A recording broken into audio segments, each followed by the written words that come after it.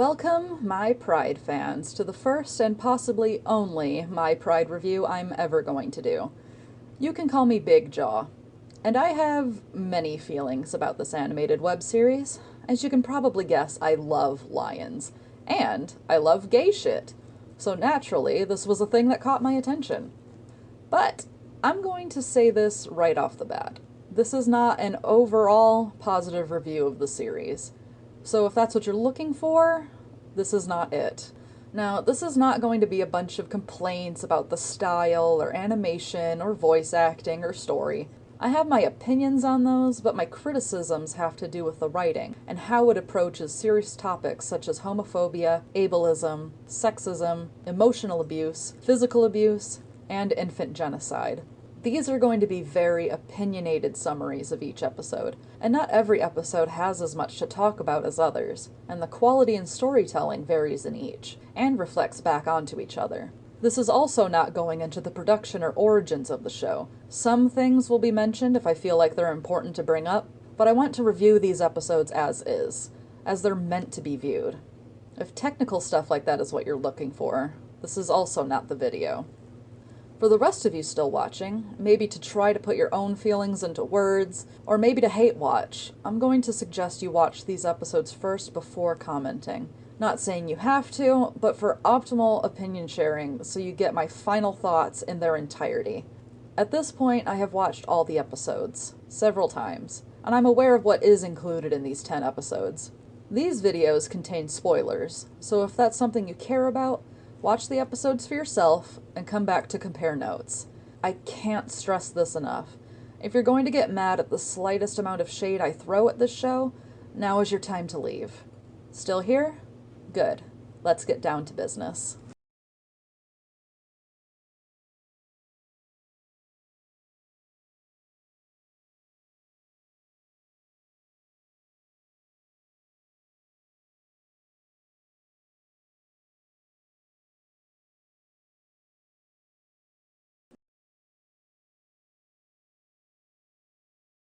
In our first episode, we're introduced by Sharp Tongue, who is your stereotypical grandmother who sits and tells stories to her 3 grandchildren. Along with establishing Sharp Tongue's character somewhat, this also gets us familiar with some of the lore in the series.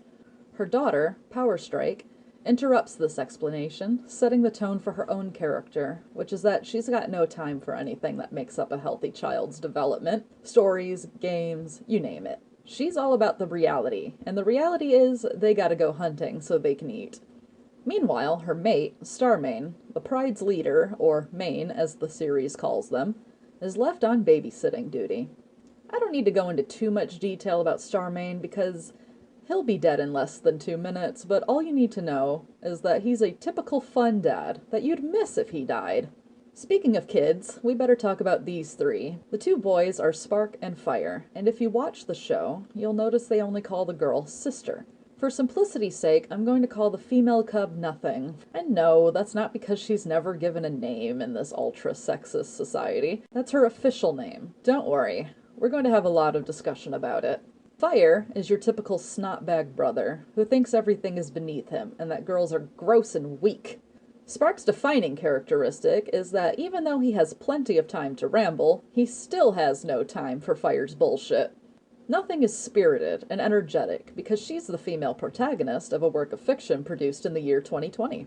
After some back and forth between these 3 cubs, we find that their dad has been staring off into space for the duration of their argument, so Nothing brings him up to speed by telling him an ancient story about Pride Law, which involves a romance between a lion and lioness, named Light and Kyoga, of 2 different prides being gate-crashed by an evil lioness named Karabi, who kidnapped Kyoga. Take note of this story, because it's going to be super important later. Starmane doesn't like the story, and neither does Fire, because he's that guy. After some more bickering between him and Spark, Nothing tries to appeal to Fire by getting down on his level and playing some realistic games. Fire, being the nice brother that he is, responds to this by being a sexist jerk. Unfortunately, this nice little family scene is interrupted by a rogue lion, a no-mane, called Quick. After a bit of confusion and mayhem caused by Fire running around like a dumbass, Starmane and Quick have a short fight, which results in Starmane being killed. As for the Corson Lion prides, Nothing and her brothers are destined to go the same way. Quick soon discovers both Spark and Nothing hiding in the grass, and, to further cement that he's somebody we should despise, partakes in the wholesome activity of infanticide. He starts with Spark, by caving in his skull, complete with blood splatter. He's about to do the same to Nothing, but she comes out with what is presumably meant to be a badass one-liner, and leaps at his face. Let go of me! After a few moments of Quick getting his ass handed to him by a literal child, Nothing is thrown at a nearby tree and appears gravely injured. Nothing passes out, hearing the voice of her mother having the best timing ever. Nothing wakes up to a drum machine chasing her through a jungle at night.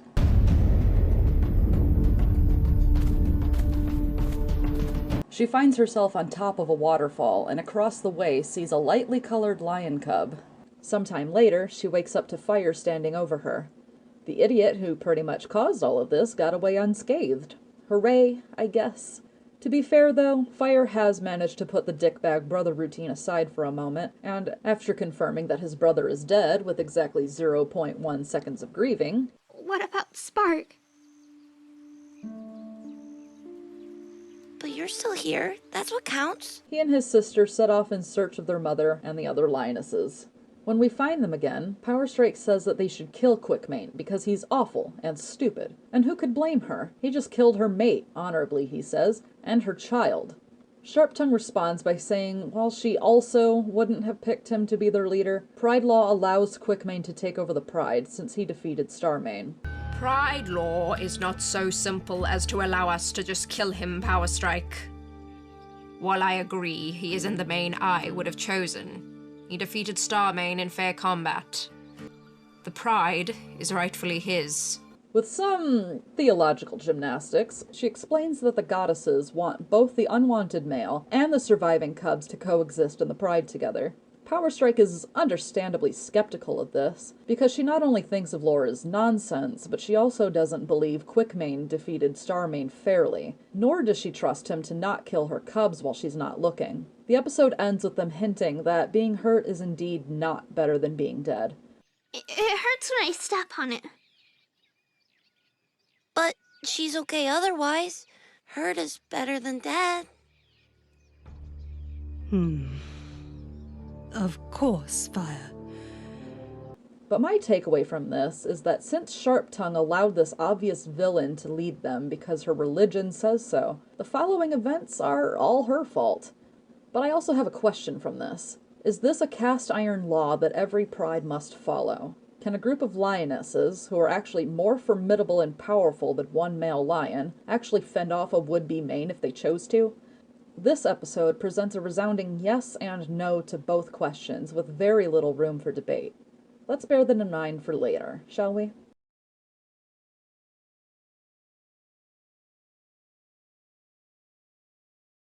We have a 2-year time skip between the first and second episodes, and Nothing narrates that it's time for her brother to be kicked out of the Pride, which happens to all males. Her grandmother is chronically ill of, I don't know, dysentery or something, and that the rest of the Pride is happily living under Quickmane's rule, and forgot about Starmane, which honestly I have too at this point. The weirdest thing about this is Powerstrike, who was the one most against Quickmane, but was the fastest to bear his cubs. They now have 2 adult children, Farleap and Silentstalk, who both taunt their physically disabled older sister. You can tell they're jerks, because they have British accents. Try not to hurt yourself, Hobblestep. That's Waterhunter. She serves no purpose other than to give the Pride a more realistic number of lionesses without having too many characters, even though ironically one of the show's main problems is too many characters. It's time for Nothing's Huntress Assessment, which is a Pride custom where lionesses show off their skills and get a Pride name, which declares those skills. Powerstrike gives her one last chance to not take the assessment and take the name Hobblestep, which is in no way demeaning or ableist. But Nothing wants a real name, and who wouldn't? Hobblestep is yikes. While being jeered at by her stepfather and half-sister, Nothing gets distracted thinking about her brother's brains being crushed in, causing her to trip and insta-failing her assessment for some reason. There's no rules, I don't know. Powerstrike, being a huge fucking bitch, plays by the rules of this custom and gives her the name Nothing, which is not any less ableist, but the point is that the name is a bad thing, implying that she is good at nothing. Even outside lions say that's mean and tough and cruel. You're probably thinking, well, can't she just change her name? No, because she swore to take it with her wherever she goes. Do you swear to carry the name we grant you throughout your life, wherever it takes you? I do swear, Hunt Chief. So them's the rules of Pride law. No name changing for her. Her name is Nothing forever. Keep this in mind as well. But oh yeah, almost forgot. Fire's getting kicked out now. So sorry, Nothing. You may not have a brother, but at least you have a shitty name and a caring grandmother. You are very brave today. I think you're mistaking brave with having to be complacent in an oppressive and cruel society that can and will give you an embarrassing, ableist name for life, no matter how hard you try. No take-backsies. Nothing walks off to pity herself and stare wistfully into a pond and breaks into song. I mean, she sees blood, which means... Signs of a crocodile. And it's heading right for that other lion! Nothing saves the other lion, who is inaptly named Hover, and they hit it off right away. What's wrong with your leg? There's a more glaring issue here, but okay. Hover makes fun of her leg. Oh, I bet the Pride Lions gave you a really hilarious name about it. Hold on, let me guess. Broken leg. So, add her love interest to the growing list of people being ableist towards Nothing today. How romantic. Nothing's family comes in to yell at her for fraternizing with an outsider. Fraternizing with an outsider. And Hover less stands up for Nothing and more just insults how crappy they are. Nothing loves that apparently, because she falls for her. What a classic meet cute.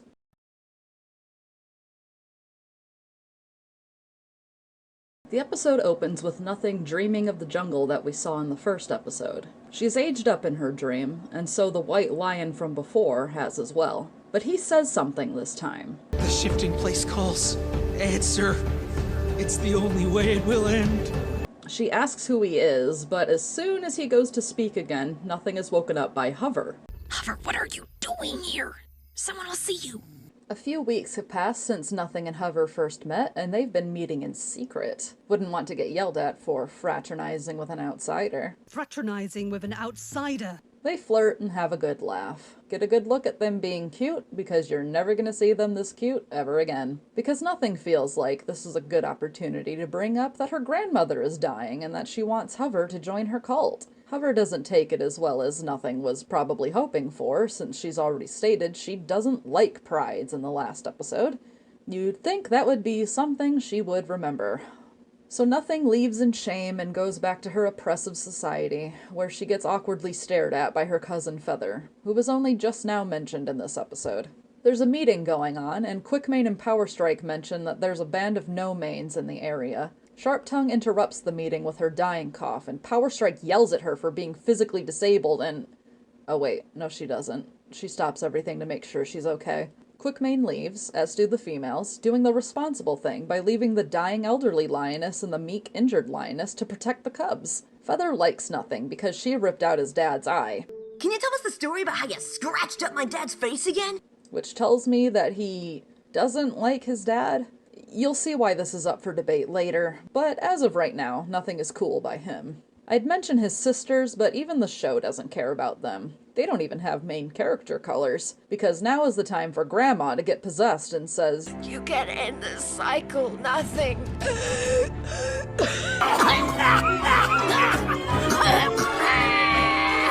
and then coughs to death, which I'm sure was not traumatizing for anyone. They have a little lion funeral, and we see Powerstrike crying at the death of her mother. I guess seeing her daughter being permanently handicapped by her current mate wasn't worth crying over, but hey, who am I to judge? The funeral consists of the Pride having to roar so their death god can hear them and take her spirit away. Quickmane is shown not roaring, which, wow, what a dick. Feather seems to agree. Nothing leaves with Hover, telling her that she feels alone. Hesitantly, Hover says that she's going to join Nothing's Pride, because being with her is what's most important to her. I'm going to join your pride. I thought... I want to be where you are, Nothing. That's what's important to me. Nothing takes Hover to see her mother, who agrees to let her take a Huntress assessment, but not before she yells at Nothing for showing empathy, of course. Powerstrike almost forgot to be a bitch, but at least her kind and caring mate is by her side, as in the one that killed her previous mate and one of her children, and banished the other one, and physically and verbally abuses her eldest daughter, but no one cares about that. Hover is very visibly bothered about joining the Pride. We've seen how oppressive they can be. She's seen how awful they are to her girlfriend. It's understandable why she's stressed out, but Nothing is excited to have someone around who actually likes her. An ominous narration plays at the end. I didn't realize until later how much of herself Hover was giving up for me. I wouldn't have let her do it at all if I knew what would come next. Wait, what?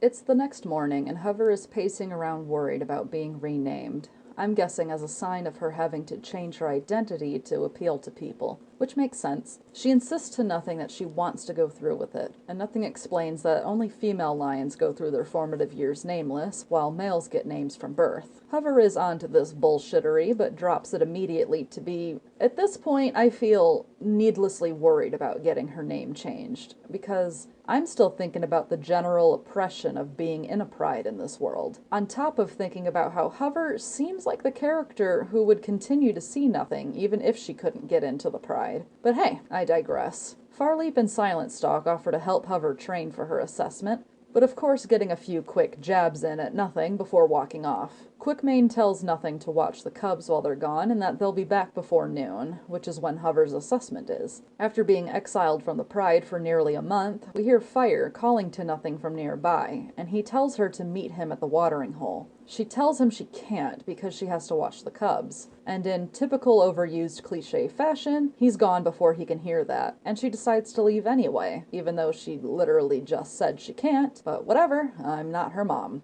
If you listen carefully, you can hear the entire audience going, "No!" But it's too late. 2 fake-outs later, Nothing has one last chance to do the right thing and take Feather back home before she gets in trouble. Or worse, finds the remaining cubs killed by a rogue male lion, which are alluded to being nearby as of the last episode. Fire, having his priorities straight, dismisses this fact entirely and really wants Nothing to meet his friends. Feather, being a child who naturally has no idea to the danger of the situation, begs Nothing to take him. Once again, doing the irresponsible thing and ignoring her Pride duties, doesn't tell them no, and goes with Fire and Feather anyway.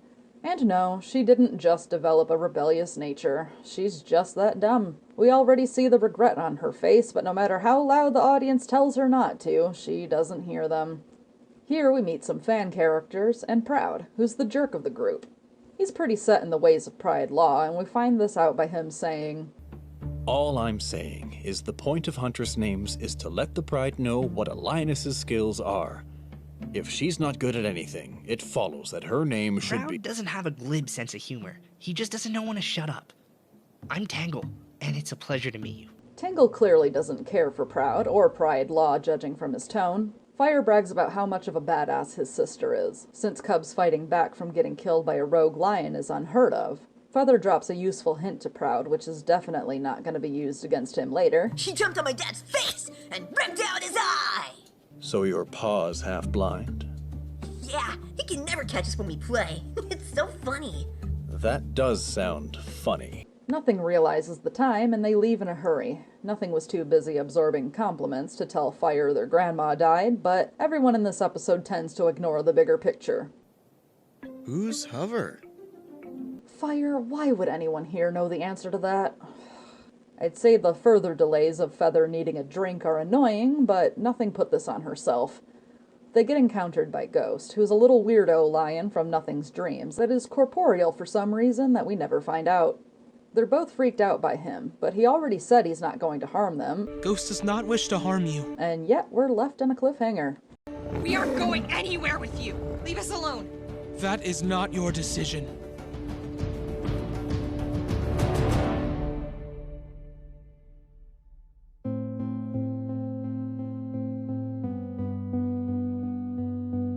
Which is killed by the end credits song. Once in a dream I thought I could be anyone I don't really have that much of an opinion on Once in a Dream. It's got pretty straightforward lyrics and is rather melancholy and somber, which suits the show's theme. Can't really ask for more from a theme song, really. But when it comes to episodes that end in cliffhangers, or even optimistic episodes, it's a bit jarring to have a sad song play immediately afterward. Now, I'll continue to not worry about the fate of our protagonist.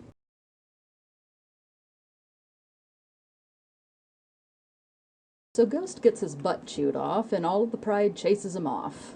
Quickmane checks on his son, and Feather is all, "God, Dad, you're embarrassing me." I get the feeling the show is trying to tell me, see, he's a good dad. Which is all peaches and rainbows, but I want to make the case that some of the world's most famous baby killers were also good dads to their own children. One of the lionesses takes Feather and her other 2 cubs back home with her. This may not seem important, but put a pin in it. Quickmane remembers he has an adult stepdaughter to take his anger out on. You left my daughters alone. You took my son beyond the safety of the sister's step, despite knowing no mains were in the area. That wasn't a no main. The answer to a question I never asked. Nothing stupidly mentions Fire telling her something. That wasn't a no main. I don't know what he was. Fire told me. Your brother was here? I'm not sure what she was gonna say there, but the point is, she fucked up and told Quickmane her brother was there when she knew he wasn't supposed to be. Quickmane gets ready to, I guess, kill her, because the divine intervention storm is brewing. Sharptongue was right. The goddesses are angry. He decides to leave and take his frustrations out on Fire, since he's too much of a chicken shit to kill nothing. She begs for help, and Powerstrike continues to be inexplicably pro-Pride Law by saying she's no longer his mother, and that he deserves to get killed for coming back. Then proceeds to bitch about something irrelevant, like how nothing could have been her proudest achievement, but since her leg is busted, it hurts her feels to look at her. I love you so much it hurts. That's the problem. Don't you see? You could have been my proudest achievement, and yet... when I look at you, all I can see is who you could have been. It makes me feel weak. Which is bullshit, of course, but no one calls her out on this. No one even points out how Nothing has never been responsible for the cause of her disability, but we don't have time for that either. The show remembers that Hover exists. Long Run, are you coming? I'll catch up. Long Run, you completed your ceremony. Yeah. You'd know if you'd come. Well, it's good to know that they managed to squeeze in a Huntress assessment into their schedule between realizing a child was missing and finding him. Everyone gather around. It's time for this loser's Huntress assessment. Lioness, you stand before your pride, your mane, and your cunt chief. Wait, where's Nothing? She promised she'd be here. Who cares about her? Stop wasting time. There you are. Where's your brother and my most disappointing daughter? I don't know. We woke up and they were gone. My son is missing? Remind me to kick her ass after the loser's assessment. Shouldn't we put that on hold and go look for them, maybe? Getting a little uppity for somebody who doesn't have her Huntress name yet, aren't we? Yeah, okay, my girlfriend is missing, presumed dead, but you're right. I should get my Huntress name first. Wait a second. She's been here the whole time. She saw Quickmane assault her girlfriend. She listened to the entire monologue spewed from Powerstrike about how much of a disappointment Nothing is. And she didn't even react? Did she forget why she's here? I joined this pride for you, Nothing. I did it because I care about you. And this leads to her telling her girlfriend that this is all her problem, and that she's not going to help her stop Quickmane from killing her brother. And all because Nothing missed her Huntress assessment. This was important to me. I threw away my life for this. For you! You chose to go off with Fire and miss my ceremony. Which, yeah, that sucks, I guess. But this is the same lioness who just a few hours ago told Nothing. I want to be where you are, Nothing. That's what's important to me. I guess this is who Hover is now. Someone who immediately accommodates her peers, who she's known for all of 4 hours, in a religious community that means little to her, that has forced her to change her identity for the sake of tradition, something that also means little to her. The excuse can't even be made that she doesn't want to get kicked out because she doesn't say that. She's mad because nothing missed her assessment. No matter how big a deal this show pretends a Huntress assessment is, it's not a good enough excuse to tell someone you care about to go sort their own shit. I'm gonna remind the jury that this is to save her brother's life. I didn't mean for it to happen this way. I don't care what you meant. I care what you did. All of this is your own fault, so solve it yourself. This, children, is what we call gaslighting. It's a covert type of emotional abuse where the abuser manipulates the victim into questioning their own judgment. In this case, the tactic used is called blame shifting, where Hover tells Nothing she is to blame for something that has occurred. They manipulate the situation in such a way that you end up believing that you are the cause of their bad behavior. They claim that if only you behaved differently, they would not treat you the way that they do, which is exactly what happened here. I know Nothing isn't entirely in the right here. She broke a promise, she was irresponsible, but missing the assessment was an accident. This is extremely bad writing because not only does it portray Hover as being completely out of character, but also because the Pride prioritized Hover's assessment over finding the missing cubs, making them just as negligent as Nothing herself, if not more so, which is dumb. I'll see you back at the step. Fuck you, Hover, but fine, whatever. We need everyone to be a prick. We need Nothing to have 0 allies. While looking for Fire, Nothing trips over Quickmane's hilariously angry corpse. Proud emerges from the magical mist and reveals that he killed him and has goals to take over the Pride. We all know what that means. More infanticide! Which, good luck, Proud. They're now accompanied by 5 other lionesses, so killing them might be a bit tough. Although, that's assuming the lionesses give a shit, seeing as it's Pride law. And Powerstrike was fast to give Quickmane children after he murdered her son, but surely that kind of brazen attitude can't happen again. Proud has full intentions on killing Nothing, but she mentions the curse. The curse! The curse? Yes! When I was a cub, Quickmane let me live, because the goddesses would punish him if he harmed me. And today he attacked me and now he's dead. And if you hurt me, they'll punish you too. And Proud ain't buying it. Just let me go. You'd only be going to your death. No Pride will take you. Fire will take me. If the Pride knew you were alive... And say you killed me, it won't matter to them anyway. Nothing, he was talking. Could you not interrupt him, please? If the Pride knew you were alive, then what? They gonna call the lion cops on her and file a missing persons report? Like, I don't understand the consequences here. Anyway, Proud agrees to this and lets her go. The show tries one more time to get us to pity the male who just threatened to kill our protagonist for being useless. None of this was personal. It's just what a main has to do to survive. It fails. Nothing tries to follow Fire's tracks, but she never bothered to learn, apparently. Signs of a crocodile. One must have moved into our watering hole. A wild feather appears, and we see that, hey, he managed to escape the baby killer. Nothing goes against Pride law and takes him with her, after saving him from a bitch of a tree, further cementing that she's actually perfectly capable when it's convenient for the show.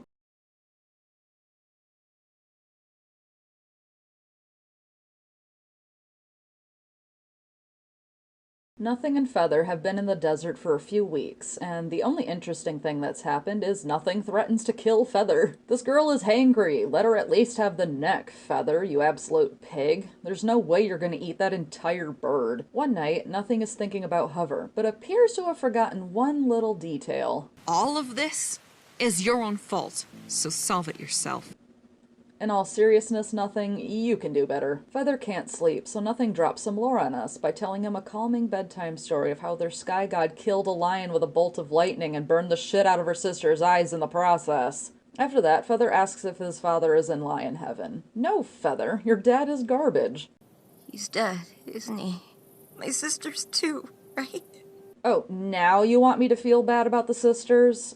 Like, they're used for comic relief. One of them has dumb eyes, they were killed off screen, and now you want me to feel bad? Like, how did that even go down anyway? I have a theory on how that could have happened.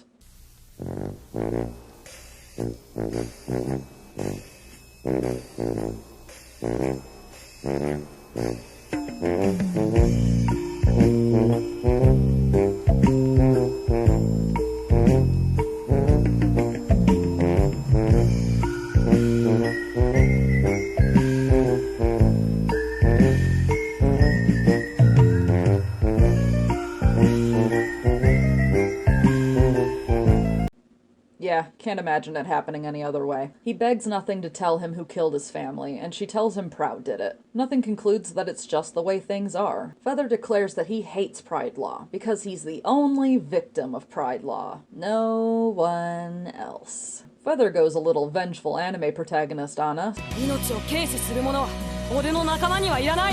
Then he says the L word to Nothing.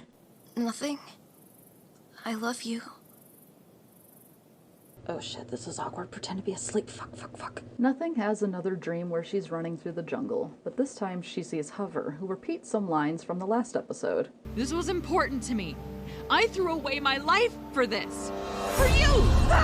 Trying to jump scare me, she turns her head and her eyes are glowing like Azra's, and her neck is slashed open. What could it mean?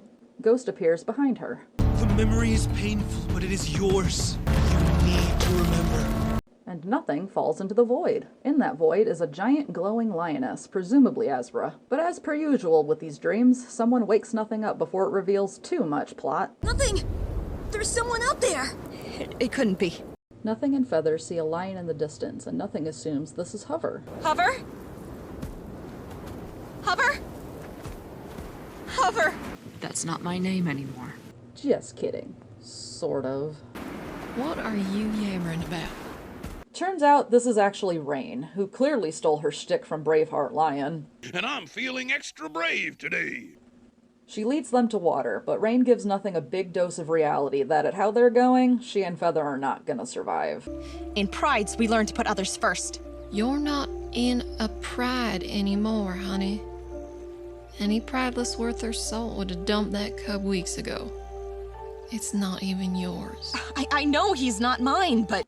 Also, worth one's salt is an expression because historically, salt has value to humans. What salt is worth to a lion, I'm not entirely sure, but I'd love to know. Nothing, needing a minute to mull it over on whether or not abandoning Feather is worth it, tells Rain that she'd rather neither of them made it than to leave him alone. That turns Rain's gears, which would be weird, but when she mentions the shifting place, we're all like, yeah, she knows something, because that's the same place that was mentioned in episode 3 by Ghost in one of Nothing's dreams. You ever heard of the shifting place? Once. What is it? It's this place that's green even in dry season, where the rivers are always cold and clear. The trees so big, you swear they touch the sun. And smack dab in the middle, there's this big waterfall. Feather interrupts the epic music to ask where it is. It's one place one day, and someplace completely different the next. Rain takes her leave and Nothing tells Feather he needs to learn how to hunt. Feather is into this whole woman thing, and Nothing tells him she loves him. Doesn't feel earned or called for. Feels more like an obligation. I can't say I know why this whole thing had to be a separate episode on its own, but in summation, Nothing meets weird southern hillbilly NPC character. Pretty jarring to hear that kind of voice from an African lioness, not gonna lie, but points for breaking the mold. This addition to the story says she should let her defenseless cousin starve to death, and Nothing, being the goody-goody protagonist that she is, says hell no. So while she's been tested this whole time, she arrived at the exact same conclusion she was already at. End episode in pretty much the same position we were in last time.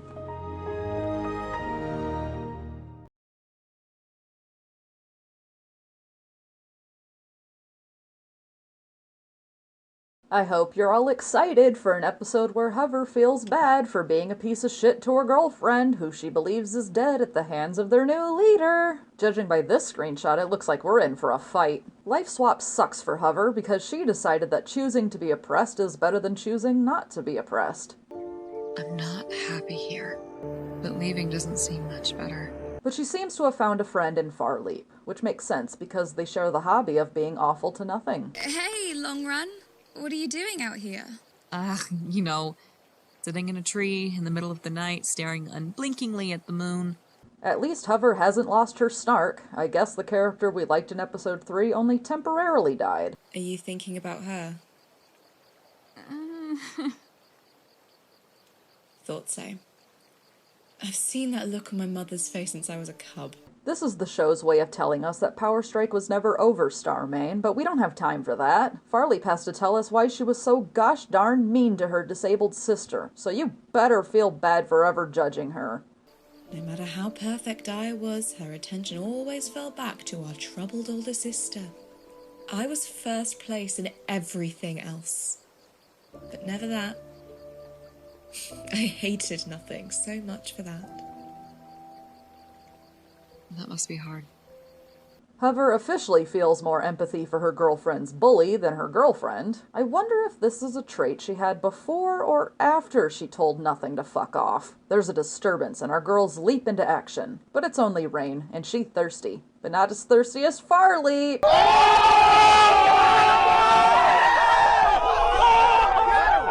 But Farleap don't want no filthy hillbilly lion drinking her water. Hover says she can, if Farleap doesn't narc. Is one of you called Hover? No. Yes. In this moment, we see that Hover and Farleap have far more chemistry than Hover and Nothing ever had, and I can see why people ship it. Rain says she met a lioness with an injured leg a few weeks ago, who was looking for a lion named Hover. Hover is excited by this news, but Farleap looks dreaded by this news and brings up that Proudmane said he killed her. Did she have an injured leg? She did. Poor thing's out there wandering the stretch alone with a cub to look after. That's nothing! She's alive! Don't get ahead of yourself. For one thing, Nothing doesn't have cubs. And for another, Proudmane said he killed her. Why would he lie about that? But Farleap, everyone knows that there's only one injured lioness in the entire world. I'm guessing that she personally doesn't want to treat Nothing like she's alive because she hates her and is crushing on her girlfriend, which is all levels of fucked up. We're going to go to sleep now. No, we're not. We're looking for Proudmane. Never mind. Found him. Long Run, wait! And there's my favorite character, Powerstrike. It's a good thing I forgot about. I love you so much it hurts! She's a bit miffed because the new leader is stooping her second most disappointing child. And we see that Silentstock loves that he killed her dad and cousins, probably right in front of her. Oh, those straight girls. That's the same lioness whose cubs just got killed by Proudmane. Just what is with these lionesses and being the first to have cubs with the new leader after he murders their children? I know there's some biological reason behind it, but these are anthropomorphic lions with human attributes who openly grieve and protest the murder of their cubs. So it comes across as extremely unsettling, if anything. God, those cubs have been small for weeks! What the fuck? Wait, according to the moon, it's been a month since Rain last met Nothing. Nothing has been gone for a few weeks. A lion's gestation period is just over 3 months. That's sus. Sorry, got off track. Hover cockblocks Proudmane and accuses him of lying about killing Nothing. He keeps up the charade for a bit, but Farleap, being afraid to go against him for some reason, goes along with his lie. Hover tells him she's gonna go find her, and a really contrived outburst happens. 'Cause I love her!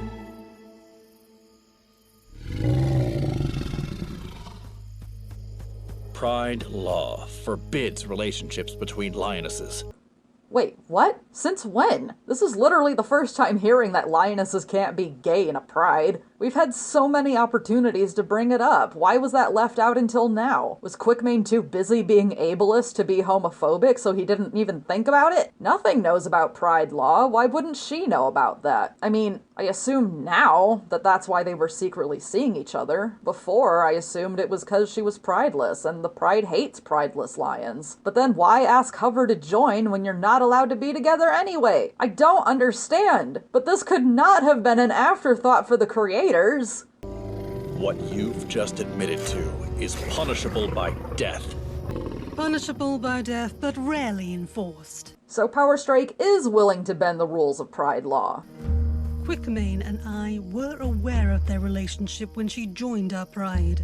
We accepted her regardless. Oh, isn't that nice? They may be ableist, but at least they're not homophobic.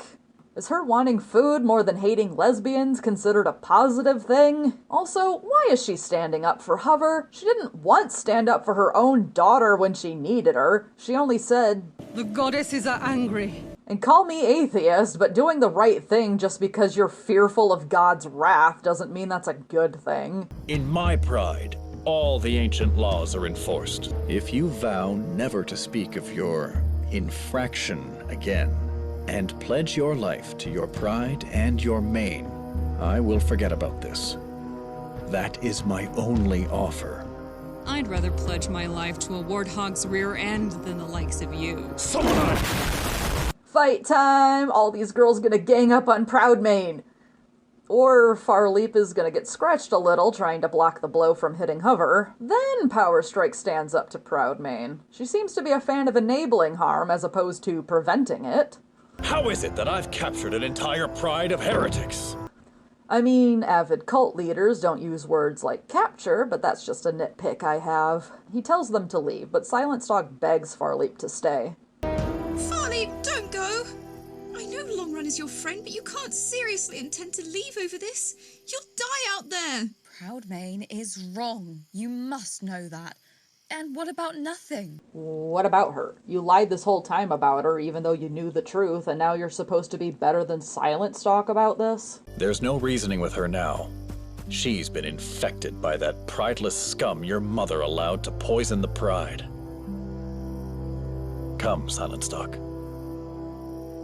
I would say this scene is ominous if she wasn't down to clown 5 minutes ago. The three of them leave. Powerstrike is now more interested in the fate of Nothing than the fate of the daughter she left behind. Do you really think she's alive? Of course. If you didn't think so, why did you leave? For you. Because she loved you and... you're all I have left of her. What a touching moment. If there was any indication that she fell into a depression because her favorite punching bag was gone. But Hover, of course, does not bring that up. I mean, she didn't do anything while her girlfriend was being physically and mentally abused right in front of her, and proceeded to gaslight her herself, so she can't point out Powerstrike's hypocrisy without pointing out her own. So instead she says, "She loved you too, you know." I know she did. Only Suns knows why. I don't know if that was supposed to be funny, but it's definitely not funny, like at all. Farleap uses her super healing powers to not have a scratch anymore, and Hover decides to lead them through a desert to find Nothing. Rather than the usual ending song, we get a different track that the creator feels suits Hover better because this is a Hover-centric episode. Leave your body, the science of crying, the science of dying, the science of riot, yeah! Or at least it would be if I understood a goddamn word of what it says. Let's back up a second, because I need to point out some things. One, this screenshot led me on. It makes me think a fight is gonna happen. But a mild argument happened. Farleap didn't even get hurt because her wound is gone by the next scene. Very anticlimactic. 2, at the end of episode 3, Nothing said this. I didn't realize until later how much of herself Hover was giving up for me. I wouldn't have let her do it at all if I knew it would come next. What did she mean by that? Literally nothing happened to Hover. She faced no consequences for joining the Pride. We literally see everything that happens to Hover since she joined. It was a monotonous, purgatorial life until she stood up to Proudmane and left. So what was with that line?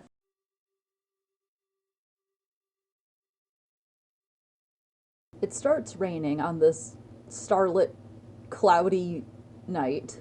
And judging by how big Feather is, it's been a few months since we last saw these two, so we can be sure that absolutely nothing happened between then and now. I'm trying to sleep. Let him sleep.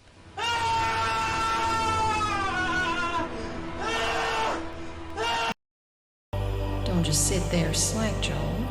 Get up. Boy, it feels great hearing that accent come out of that lion, but it turns out this is Rain's final form.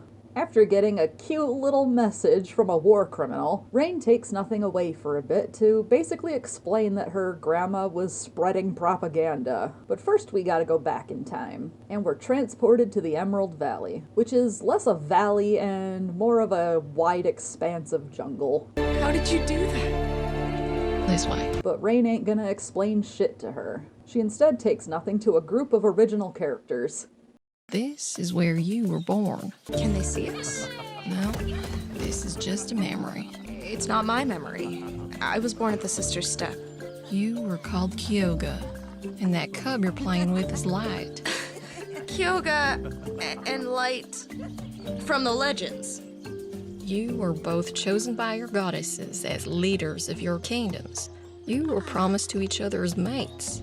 To create peace between the Sun and Moon kingdoms. So right off the bat, we're going through Nothing's memory of a past life when she was Kyoga. If you remember. I know, it's been quite a while since you last heard that name. But now it looks like we're going to get to see that story from Kyoga's perspective. I know this story. Why are we here? 'Cause you don't know this story. Okay, I'll bite. The two of them continue walking, and as they go, time skips to various important moments in Kyoga's life. It flashes forward to Kyoga stressing to Light about being a chosen leader of her kingdom. I've never even left the Emerald Valley and set foot on the wider territories. I don't think I'm ready to lead. There's no way we could feel ready for this. It's a huge responsibility. Light isn't as worried. We were born for this, and we'll always have each other. That's all we need. He seems like a nice guy. I can't imagine this going badly. Light leaves and Kyoga's secret lover comes out. This is Karabi, and how she and Kyoga met or fell in love isn't important. The important thing, apparently, is that Kyoga is a leader and yet can't take the initiative to end her one-sided relationship with her fiancé. I don't see why you don't just tell him about us. What will you do on your joining day? I'll go through with it. And then that's it for us? No, I mean, I don't want it to be. She feels like she can have it both ways, unite the kingdoms and continue her secret relationship with Karabi. But of course she can't, and Karabi tells her to decide what she wants. There's always a choice. What do you want your life to be? Not Light or your kingdom. You!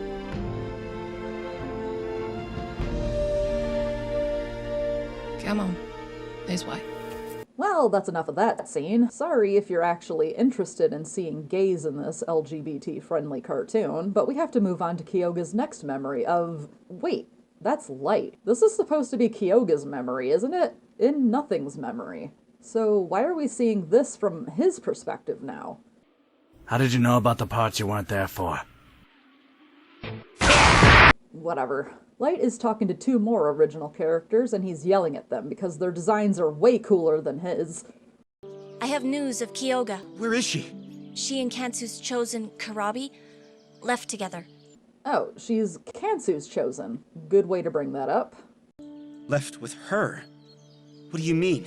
It seems she means to join with Karabi rather than you, sir. You're lying. She was kidnapped. Then he says a very blatantly bad thing. No, she was very clear. I am Sun Tzu's chosen! Leader of the Sun Kingdom! I decide what's true! It's a good thing there's 3 witnesses here to tell everyone that their leader is a tantrum-throwing little baby who has full intentions on changing the narrative. So we get that little important tidbit that we didn't need to be there for. Oh, are we done with this scene now? Nothing more to see here? Okay then, Rain has things to do apparently. We see that Light, and by extension his kingdom, killed a bunch of lions from the Storm Kingdom. Light started a war between the Sun and the Storm Kingdoms, accusing Karabi of kidnapping his bride and demanding retribution. Kyoga and Karabi decided after all these people were killed, it's a good time to strike up a peace deal with the incel. I can see why their goddesses chose them to be leaders of their kingdom. One's a war criminal, and the other two don't deal with it until it becomes a problem to them personally. I came alone just like you asked. Now give her back, and all of this can be over. Stay back. We came here to talk.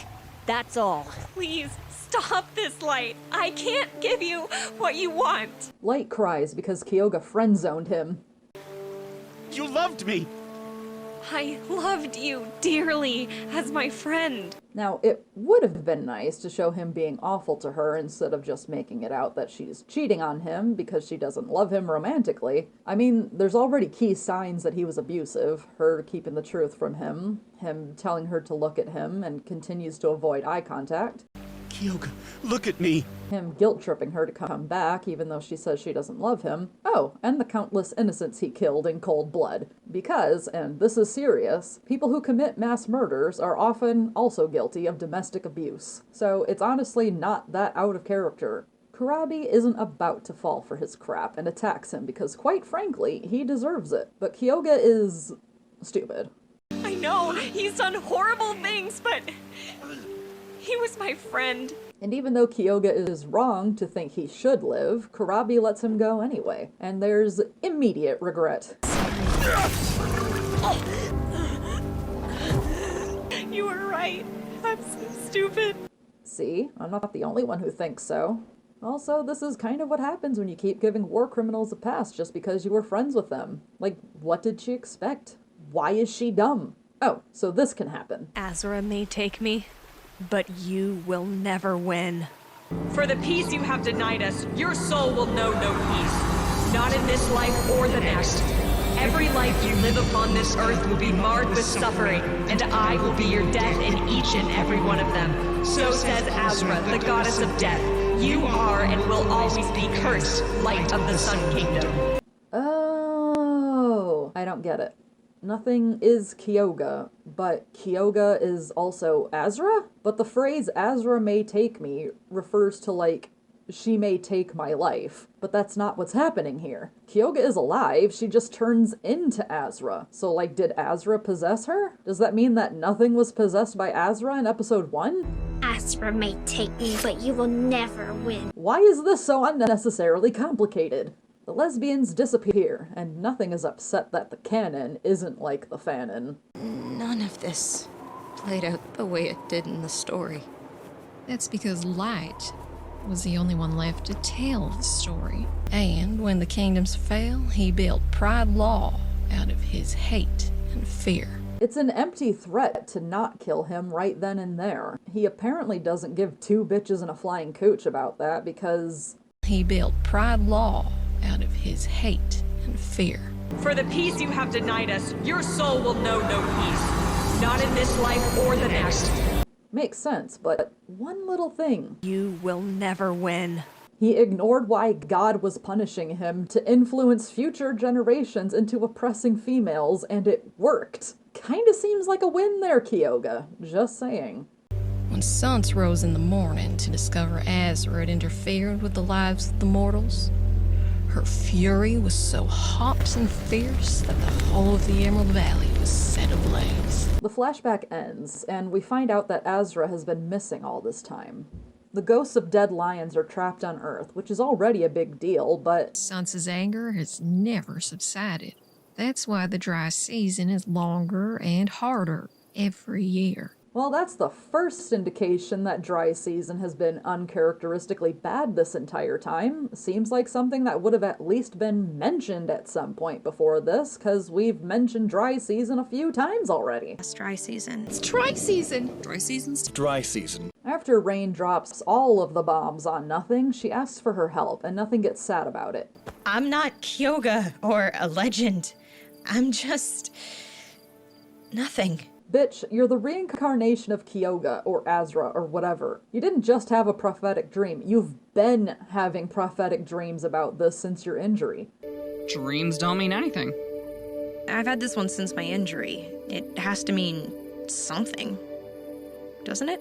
Your goddess is right here, asking for your help specifically, and you're like, none of this checks out.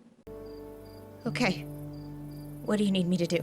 Well, that was easy enough. Maybe this is the push Nothing needs to be proactive about the situation. It's not like she's got anything better to do. Find Azra. She's in the shifting place. She and Sons have got to reconcile. But, Azra won't leave it if she knows it's to see her sisters Best keep this conversation between you and I.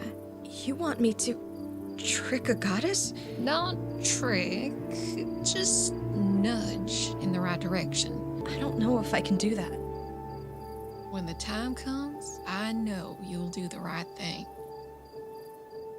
And she wakes up. Just a dream.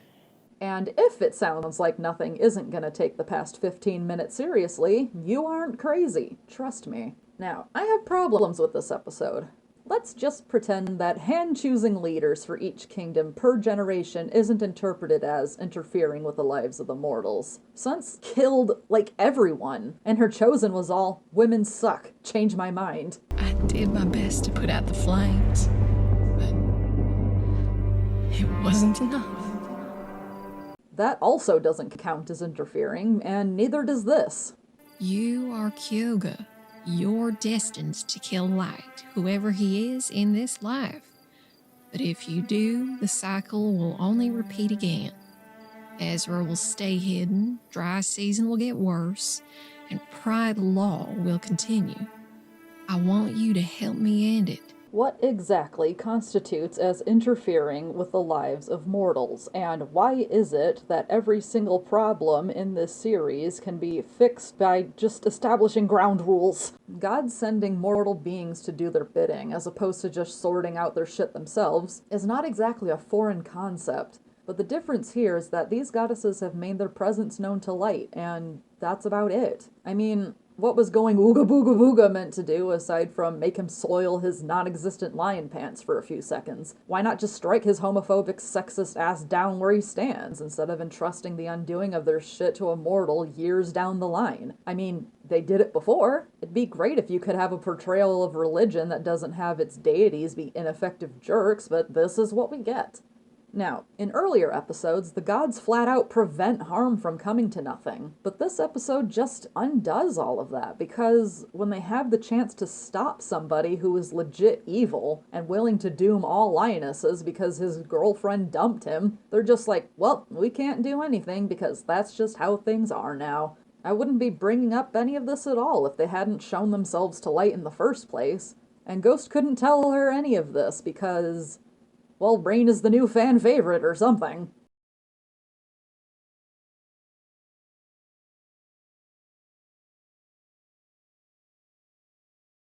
The following morning of the night Rain talked to nothing, at least I assume it is, because there's no indication of how much time has passed between this episode and the last episode, Feather takes her to help him hunt a Thompson's gazelle. It's on the border of a pride's territory, but nothing says it's worth the risk, and Feather gives nothing the orders of what to do. Apparently, he's a professional strategist now, though we're not sure if he developed those skills or if nothing taught him these things.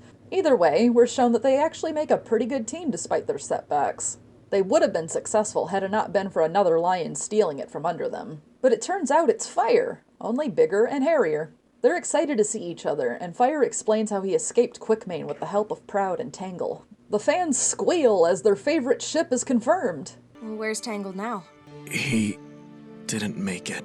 Just kidding, he was killed off screen. Enjoy your gay representation. I could barely walk. We don't know anyone with that problem now, do we? Fire says it's a sign from the goddesses that they found each other. That is until Feather shows himself, which Fire is awkwardly awkward about for some reason. After an uncomfortable silence, Feather asks if he's the main of this pride. Fire says he isn't, but is gonna explain. Feather is pretty miffed. Nothing brings up Tangle again to remind you that this is an LGBT-friendly show. Fire keeps dismissing Feather, which really burns his toast, and says he's gonna look after them from now on, now that they're together. Feather isn't convinced of this, since Fire is a no-main, and I'm guessing that means Fire has no obligation to take care of them. But it's like, 3 of you could do even better, but with all this sass going around, I don't think that's gonna cross anyone's mind. Fire explains that he's gonna take over the Pride, and the main hook is that the Pride doesn't have any cubs, so he doesn't have to kill anyone. Other than the Pride's main. Fire retorts that the patriarchy works for him, so he's going to continue supporting a patriarchal society, despite it previously not working for him or anyone else he knows. I'd love a little backup in case he gets me in a tough spot again. Sister, Feather, would you mind coming along to help? Yeah, I know it's Pride Law to gain the title of main honorably, but could you tag team this dude for me because I'm too much of a loser to take him on myself? Her name is nothing. What? You keep calling her sister. Her name is Nothing. Fuck you too, Feather. You were there when Nothing got her ableist name. You know the connotations behind it just as well as everyone else here. Why didn't you have this attitude with Powerstrike? Why didn't anyone, for that matter? Oh, I guess he did. Right there. It's very easy to miss, but right there, so I guess that supports everything. I don't like that he wants to get rid of your name. How come? Because Nothing doesn't mean what your mom wanted it to mean anymore. She tried to make it mean worthless. But Nothing doesn't mean worthless now. It means brave and kind and strong. It's what you're afraid of. Nothing. You made it mean who you are. That's special. I'm gonna kick this fucker into the sun. This is the show's very bad attempt at making Feather seem woke, but one little problem. He comes from a place of privilege. He's a male in a patriarchal society with parents who loved and favored him. And for that reason, him telling Fire that her name is Nothing isn't as progressive as you might think it is. In episode 6, Feather goes into this epic speech about how much he hates Pride Law and wants to abolish it, but, why the fuck does he think Nothing got such a shit name in the first place? And he's like, why change your name? I don't know, maybe because Pride Law sucks and the name also sucks? Besides, Nothing seemed perfectly happy with the idea of getting a new name. Two characters fighting over another character's agency isn't progressive. The correct thing to do in this situation would be to have Nothing tell them to stop fighting over her own agency, but she doesn't even think of doing that. The last thing this story needs is a character that has experienced little oppression trying to save someone who has several first-hand accounts of oppression. Now, before anybody brings up the argument that Nothing can own her name like somebody with a disability can own a slur, first off, ew.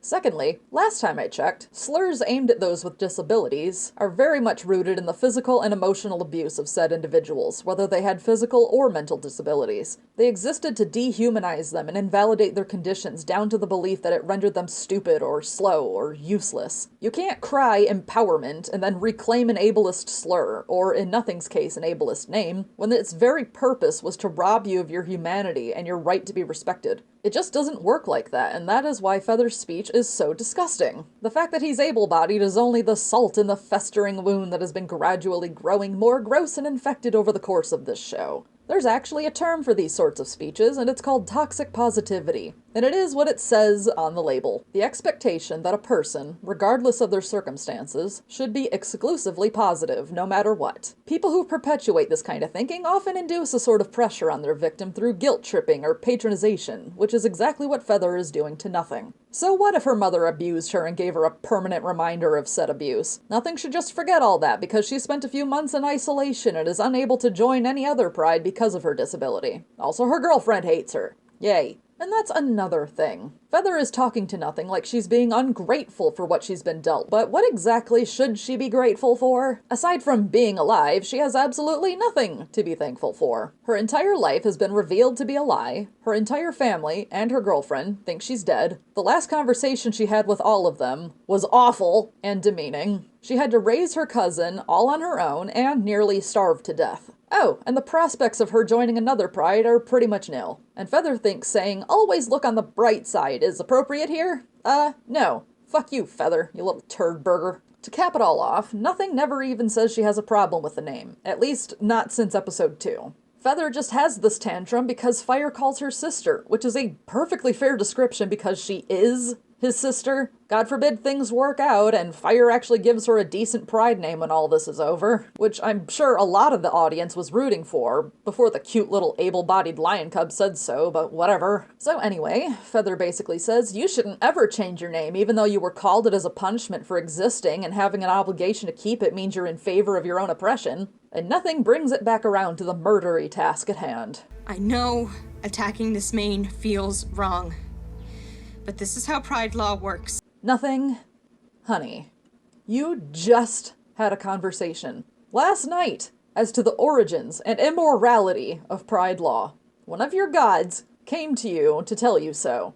Just a dream. Shut up, you. God came down from the heavens to tell you that the Bible is wrong, and you're like, I don't know, the Bible makes a good case. Am I supposed to forget the last episode happened? Because Nothing seems to have forgotten. She's already raring to go to help Fire kill the main so he can take over this pride. Just What is going on with these three characters? Nothing seems to be suffering from short-term memory loss and can't remember what's happened over the last 12 hours. Feather is all of a sudden a zealot for the system that caused the deaths of his father and sisters. And Fire is now a scheming, two-faced wannabe dictator. He is uncomfortable with the part of Pride Law that requires infanticide. There's loads of prey, beautiful lionesses, and best of all, no cubs, so nobody has to get hurt. But is somehow simultaneously comfortable with the part of Pride Law that includes eldercide. So this character is traumatized enough by past experiences to not want to kill cubs, but not so traumatized that he's above planning to dogpile and murder an elderly lion in a rather unfair fashion, despite his father being taken down in pretty much the same manner, which is quite literally retold to us through the perspective of Nothing as she watches the fight. You can't even argue that they're doing this to survive or that it's for the greater good, because Nothing and Feather are doing fine on their own since Fire has started hunting and adopted a role outside of what his patriarchal society dictates. An additional lion is only going to make things easier, and they don't really need to take over a pride. I know you'll do the right thing. This is all because Fire, for some bizarre reason, is suddenly on a power trip and trying to take the spoils of a system that has done nothing but cause harm for himself and his family. It's extremely out of character, and there's no rhyme or reason for it.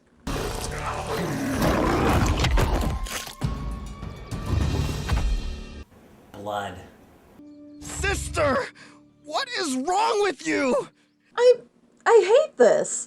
Great job butchering the only two remotely nice characters we had left and turning them into ableist dickbags. But next time I tell you to do something, you do it. Fire has officially turned into a psychopath. Isn't he the guy who dragged his disabled sister and a kid into a fight because he got his ass handed to him? Where the fuck does he get off trying to be the badass? In the next scene, Fire is announcing to the Pride that he's their new leader, and the Hunt Chief asks who his sidekicks are. Fire, knowing that mains have to kill cubs that aren't theirs, has the perfect scheme and... That's my sister and her ward. Fire, you absolute fucking imbecile! You know prides make mains kill rival males! You just did that! Why the fuck didn't you just say he was your kid? Why is everyone stupid? Obviously this Hunt Chief shares my opinion that Fire is a moron because she ain't taking any of his guff. I do not accept you as my main. What? I do not. No, don't repeat the clip. I heard what it said. Lionesses can deny mains now? I need a minute. Sorry about that. The sheer level of inconsistency in this one scene gave me an aneurysm. So, why the fuck did Sharp Tongue accept Quickmane then? All of Nothing's problems started because Quickmane killed her dad and handicapped her, and he could have been rejected all along? The whole plot is because he didn't kill Fire or Nothing when they were cubs! I suspect some of you might be thinking, well, Sharp Tongue was more devout to Pride Law than Moonstrike. I'm going to disagree with that argument entirely. It'd be one thing if from the beginning we'd been made aware that other prides operate differently, but what we got told since the beginning is this. While I agree he isn't the main I would have chosen, he defeated Starmane in fair combat. The pride is rightfully his. And that's it. You can't present these customs as a strict ethos and then turn around at the 11th hour and go, actually, not everybody follows these customs. I get that the creator was trying to present this as a twist, but it's not. There's been no build-up or any sort of hint that this could happen in previous episodes. It's a huge inconsistency that effectively dismantles a large portion of your storyline and makes Sharp Tongue, allegedly the one sympathetic character remaining, come across as somebody who values pride custom over the lives of her family. Now, it's been stated, outside of the show, that this pride consists of prideless lions, and that is why they don't abide by pride law. There's two issues with this explanation, however. One, this isn't provided as an explanation in the show itself. Yes, they have earrings, like Hover does, but the significance of that is never explored in the show either. Also, it's worth noting that all of these characters belong to fans of the show, and the earrings could have been added simply because they look cool. There's also no indication that they're still prideless lions, since, they're clearly in a pride. For all we know, they've probably converted to pride law. Which brings me to number 2. They're anti-pride law, and yet they enforce the most brutal and savage law of pride law there is? The law that all cubs who do not belong to the main must be killed? Because if it's one thing this show needs right now, along with a sudden dose of inconsistency, it's a pride of feminist lions that also advocate baby killing. What say you, no main? Oh good, one episode left of this season and we get another cliffhanger. At this point, I don't even care if Fire kills Feather or not, because the show just had to turn him into an apologist for ableism. Yeet the little shit into the next dimension for all I care.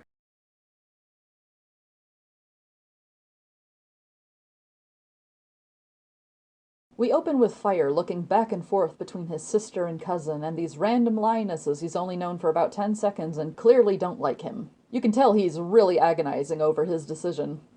I've always looked out for you, haven't I, sister?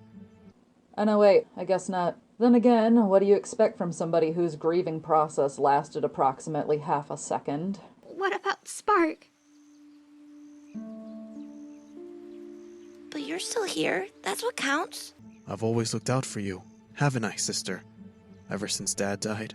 Oh, now you remember him? Funny, he didn't even cross your mind while you committed a copy-pasta murder and bitched out your disabled, traumatized sister for not wanting to partake in it. Anyway, Nothing catches on and sees the telltale look of baby killing in Fire's eyes and yells at Feather to bail. Because yeah, that unexplained tension between the pair of them last episode that came completely out of nowhere, that sort of bad foreshadowing has to have a payoff, doesn't it? Unfortunately, Feather's getaway skills are about as good as his motivational speeches, and Fire promptly murders him. And of course, Nothing just stands there and stares off into space while this happens. Feather!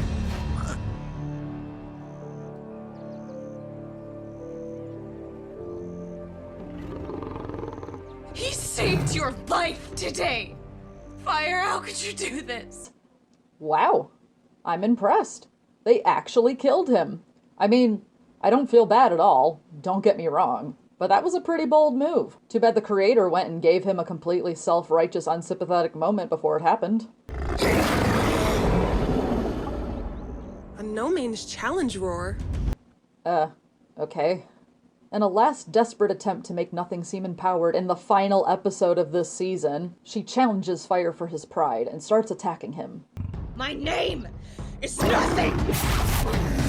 Oh my god, stop with this bullshit!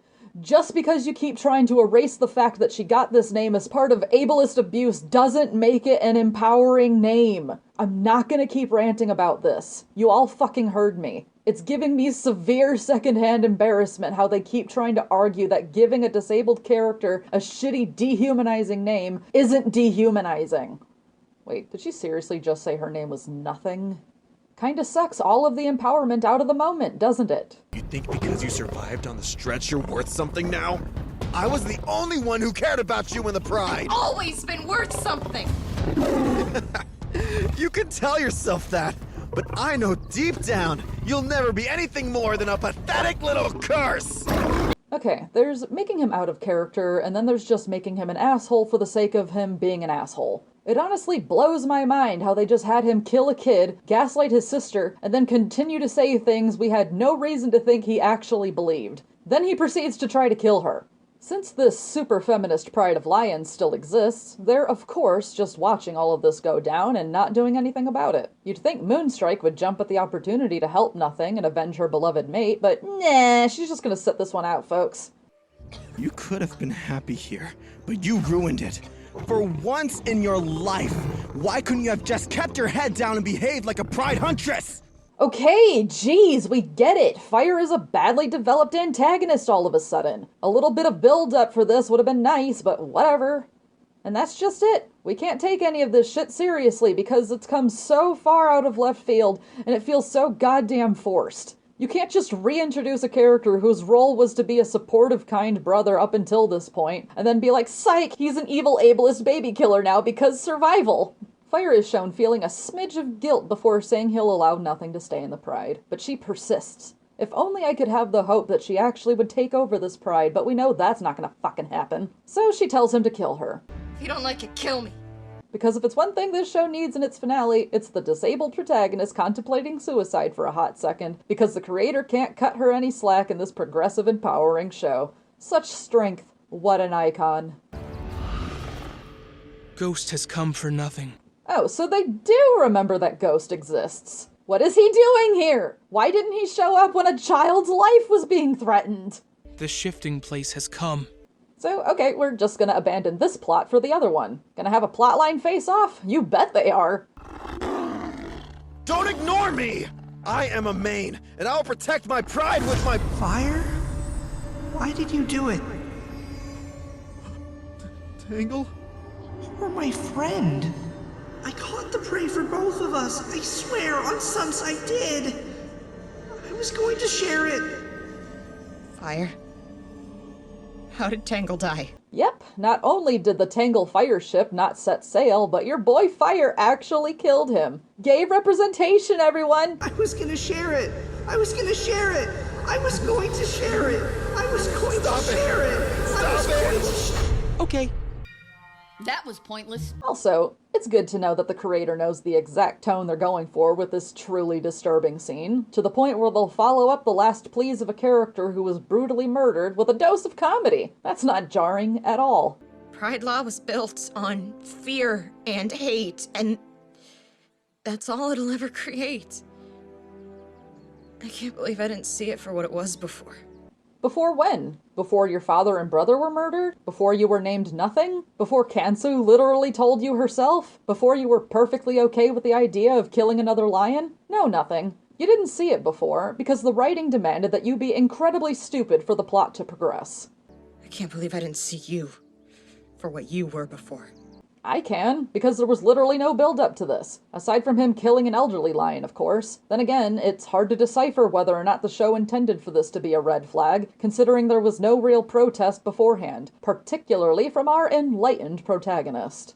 After an awkward moment between Fire and the other lionesses, who probably think they're tripping balls by this point because what the fuck even just happened, the scene changes to Ghost, taking nothing to an entrance that leads to the shifting place. Is this real? Am I dreaming? Maybe this is a callback to the fact that she's dreamt about this place. Maybe it isn't. I can't even tell whether or not this show has a grip on consistency at this point. Why do you not move? I was serious when I asked Fire to kill me. Okay, nice. We really needed that to be hammered home. I gotta say, I'm feeling pretty empowered by this amazing turn of character. She goes from fighting a male twice her size to win a pride and potentially become a leader, to being suicidal. I get it. She feels like she's lost everything because Feather is dead now, but there's better ways to have your character express such things other than immediately falling back onto the talk of suicide. This show has more than proven that it should just leave that kind of talk well enough alone. I know Kansu wants my help, but I'm so tired. None of this even matters. Anyway, right? You matter. I know, because I'm Kyoga, and I'm supposed to— No, you matter. No, she had it right, Ghost. She only matters because she's the one who has to break the cycle. That's literally all her agency right there, is because she's Kyoga, her able-bodied past self. Nothing continues to bitch and feel sorry for herself because, yeah, she's had her little moment of finally standing up for herself since she was injured, so we have to go right back to reminding the audience once again that this is a disabled character who has to be sad and depressed. God forbid she has a full episode of being empowered and strong in this show. You love one called Feather. Who threw a shit fit because you didn't want to keep your ableist name. And one called Hover. Who abandoned you and left you to fight another baby killer on your own. You have been wounded by the cruelty of this world, but you have not let it make you cruel. Yeah, all she did was let it make her a self-deprecating mess with no hope of character development. Yay. The shifting place disappears and thus ends the season finale. It's a good thing I didn't anticipate anything actually being resolved, but what I did anticipate was for it to be a bit longer so that it could actually, I don't know, tie up some loose ends. Nothing! Wait up! I was faking and I got away and... Of course this show didn't have the grapes to actually kill Feather, and it had to render Nothing's pleas to be killed pointless. Why does she want to commit suicide? Because she lost her cousin. No, just kidding, we had her want to die because we thought it would be cool. Interesting how Fire has the bite power to kill an extra thick adult lion, but not a small teenager. Gotta love how realistic this show is, especially considering the fans try to use realism to excuse some of its glaring flaws. So let's see. We got this entire episode filled with excessive assholery from Fire, Nothing being suicidal, Feather getting killed but not really, Ghost appearing to lead Nothing to the shifting place that she was supposed to find herself. Find Ezra. She's in the shifting place. I wouldn't even know where to start looking. He'll come to you, darling. It always does. And then gives her a very cringy pep talk. So all that's left to resolve is Hover and company finding Nothing. I hope no one was expecting that to be part of the season finale. You know, Hover and Nothing, the gay couple that the show's Twitter proudly shows off as its main attraction, the gay couple that are an inspiration for tons of ship art, the gay couple who have remained firmly separated for over half of the show's run. Yeah, remember them? Yeah. So that's our summary of the episodes out of the way. And before any My Pride fans send any hate comments or death threats, let me just talk about some things that I liked. While I feel for the voice actors having to say some of the cringier lines... Fraternizing with an outsider. Sun's flaming eye! Stay away from me, demon! My name is Nothing! Someone ought to teach you some respect! The voice acting is honestly good. In earlier episodes, it's whatever, but eventually everyone finds their groove, if their character isn't killed off.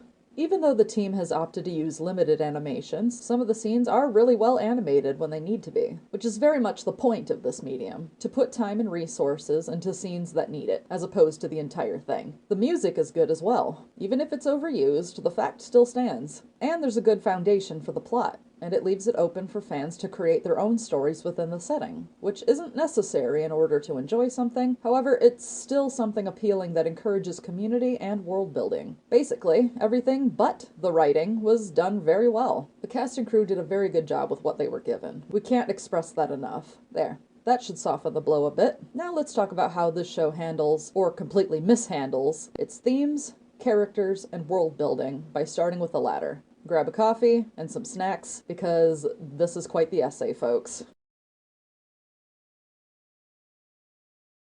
The world of My Pride is portrayed as a patriarchal society. The Pride revolves around the actions of the mains, or rulers, of the Pride, and the no-mains, who are wandering males without a Pride, that are likely to challenge him. Once a main is killed by a no-main, the Pride is officially the property of his murderer, and any of his remaining offspring are slaughtered. The Lionesses have no choice but to accept these changes, as Pride law does not permit them to fight back. Why would it? It was all cleverly put together by a scorned male character who got mad and went on a killing spree when his girlfriend made the conscious decision to reject him. These are also the baseline rules we are presented in Episode 1. They are further enforced in Episode 8, when it is revealed that Light used his hate and fear to establish Pride law as we know it. Unlike males, females are not given names at birth. Instead, their names are decided for them by ceremony, a huntress assessment. This is to further reinforce that they are nothing until they serve the Pride, and, by extension, their main. The show will try to deliver the idea that the hunt chief calls the shots when it comes to lionesses. But, seeing as the main is not monogamous and can have children with any lioness he desires, it just seems to be a way to divide his workflow when it comes to trivial matters like grabbing food, recruiting new members, and naming their offspring. From what we can gather, the rules of Pride law dictate that the main and the hunt chief are the heads of their Pride. Due to Light being a lying misogynist, however, the main holds the ultimate power over his Pride. The lionesses belong to him. Relationships between lionesses are forbidden, and, according to Proud Main, any infractions can be punishable by death. It's also worth noting that these lions have goddesses that they worship, and Proud Main uses words like heretic. So, from where I'm standing, it seems like a religious cult, with a bit of summary execution thrown in. Powerstrike says things have modernized a tad, and that the death penalty has been phased out somewhat, but there seems to be no element of consequence for mains who wish to uphold this law. Unfortunately, in the 10 episodes of My Pride, this is the bare bones of what we are given. We are given the impression that this is an integral part of the show's world and society, and yet we know very little else about it. Furthermore, what we do know is pretty much undone in Episode 9 when Moonstrike rejects Fire as her Pride's new main, but she also advocates the new main killing cubs that are not hers. You can't introduce us to this society and then have characters pick and choose which rules to follow out of nowhere, unless that is also an integral part of your plot. This is why it's vital when establishing ground rules of your made-up society that you stick to them, even if you have to tattoo the notion onto your forehead. Failing to do so will just cause inconsistencies and bad character motivation, including those who are long dead. Yes, we are given videos explaining My Pride's lore, but they are mostly just recaps of what is already said in the show. And before anybody argues otherwise, supplementary material also does not excuse poor execution and writing in the actual media. It is unnecessary to make helpful videos or pamphlets. If Richard Adams came out with supplementary media about the society within Watership Down, it would just be that. Supplementary. When you read or watch Watership Down, you instantly know that the Ausla are the police, that the Halessi are those who do not fit into any given warren or society, and it's due to how the characters talk and behave. It's naturally put into conversation so that it's easy to understand. My Pride should work in the same way, perhaps to a lesser degree because there isn't a whole other language to work out here. Not pinning down your own rules in society for your world can be catastrophic for your story, especially when so much of the story is riding on it and everybody's motivations and circumstances are driven by it. A good portion of your story can disintegrate if you're not careful, and unfortunately, the whole twist with Moonstrike denying fire is very much the stake that I am referring to. It would have been pretty neat to discover that various prides have various ideas of worship when it comes to pride law, but this clearly wasn't the intention for Moonstrike's character. In regards to Feather, she says, well, I'm not obeying pride law and I'm denying you as my main, and then she says no true main rears cubs that are not his. If she is perhaps not as devout as Sharptongue, why is the most barbaric rule of the bunch, the one that condones child murder, the one she decides to reinforce? There's just no explanation given, and that's an ongoing theme in this series. I guess there's no point in being consistent if the ground rules haven't been laid out all that well to begin with. As for the aforementioned Huntress assessment, let's start with what we do know and go from there. As the name implies, it is a ceremony that judges the skills and knowledge of the unnamed lionesses of the Pride. Judging from what Nothing says in episode 2, it seems like the Huntress assessment is given around when lionesses are approximately a year old. It is unusual for them to be given a Huntress assessment before they are a year old, and that's considered a crowning achievement. Whereas if you are over a year old, it is shameful that you have not taken your Huntress assessment. This ceremony does not only decide where they will fit into the pecking order,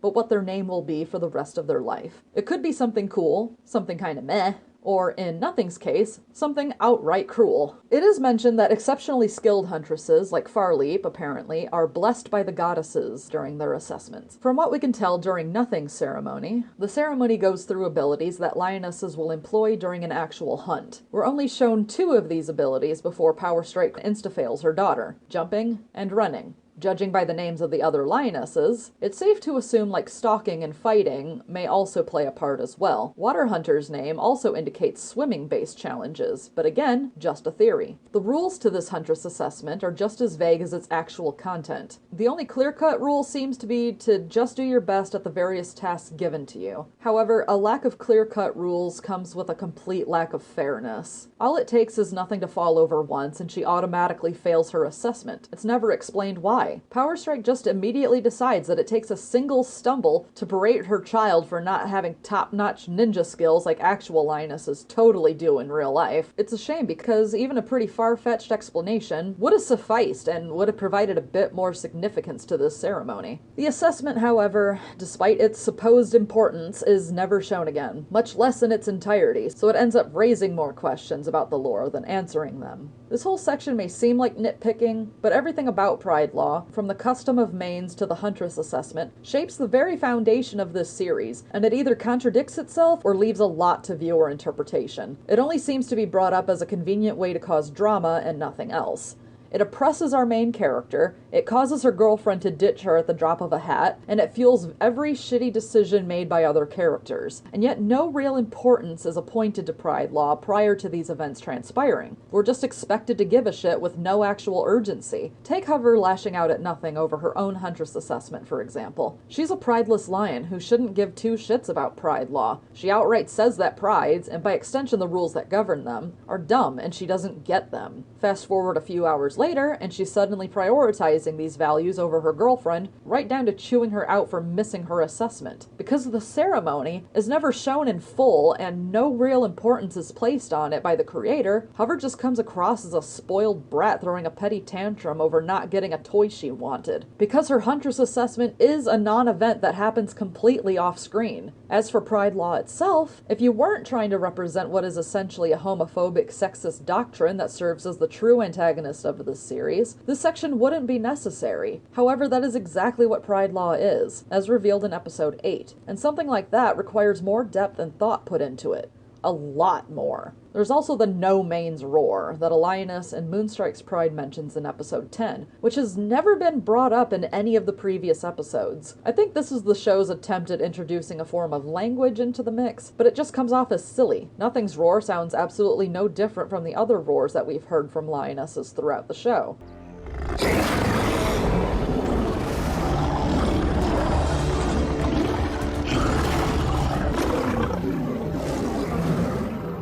It's very obvious that she's challenging fire. We don't need to give her a special roar or whatever that is apparently exclusive to male lions when it doesn't sound exclusive at all. It's just dumb and carries pretty sexist undertones in my opinion. Nothing can be strong on her own, and lionesses have proven to be just as capable fighters as male lions. She doesn't need a roar that's apparently exclusive to males to make it work. As par for the course of these things that aren't introduced in the last minute, we know next to nothing about this so-called No Mains Roar, which is strange considering how much the politics of mains and no mains influence the show's entire plot. Now that we've covered the world of My Pride, let's move on to its characters, particularly its main hook, the physically disabled queer protagonist.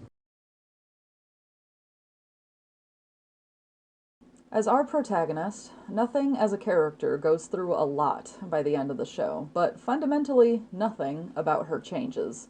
Like I said in the review, she's meant to be this spunky and strong female character that is kind of the norm in today's progressive media, and she certainly starts out that way. In the first episode, she witnesses the gruesome deaths of her father and brother and doesn't hesitate in throwing herself at the face of their murderer. She gives him one hell of a thrashing, despite being a mere child. The impressiveness of this feat is even noted by other characters. Then, after her accident, everything does a 180. Before I press on, it's important to note that Nothing also seems to be suffering from the mental effects of that day as well as the physical. She has frequent flashbacks to the day of her injury and the deaths of her family members. I feel this is the creator's attempt to portray mental illness as well as physical disabilities, so Nothing has a lot of representation riding on her as a result. It is through her trauma and her physical limitations that she becomes the object of abuse and ridicule by her family. Everybody throws shade her way, her dickwad stepfather, her mother, her sisters, and even her younger cousins. Aside from Feather,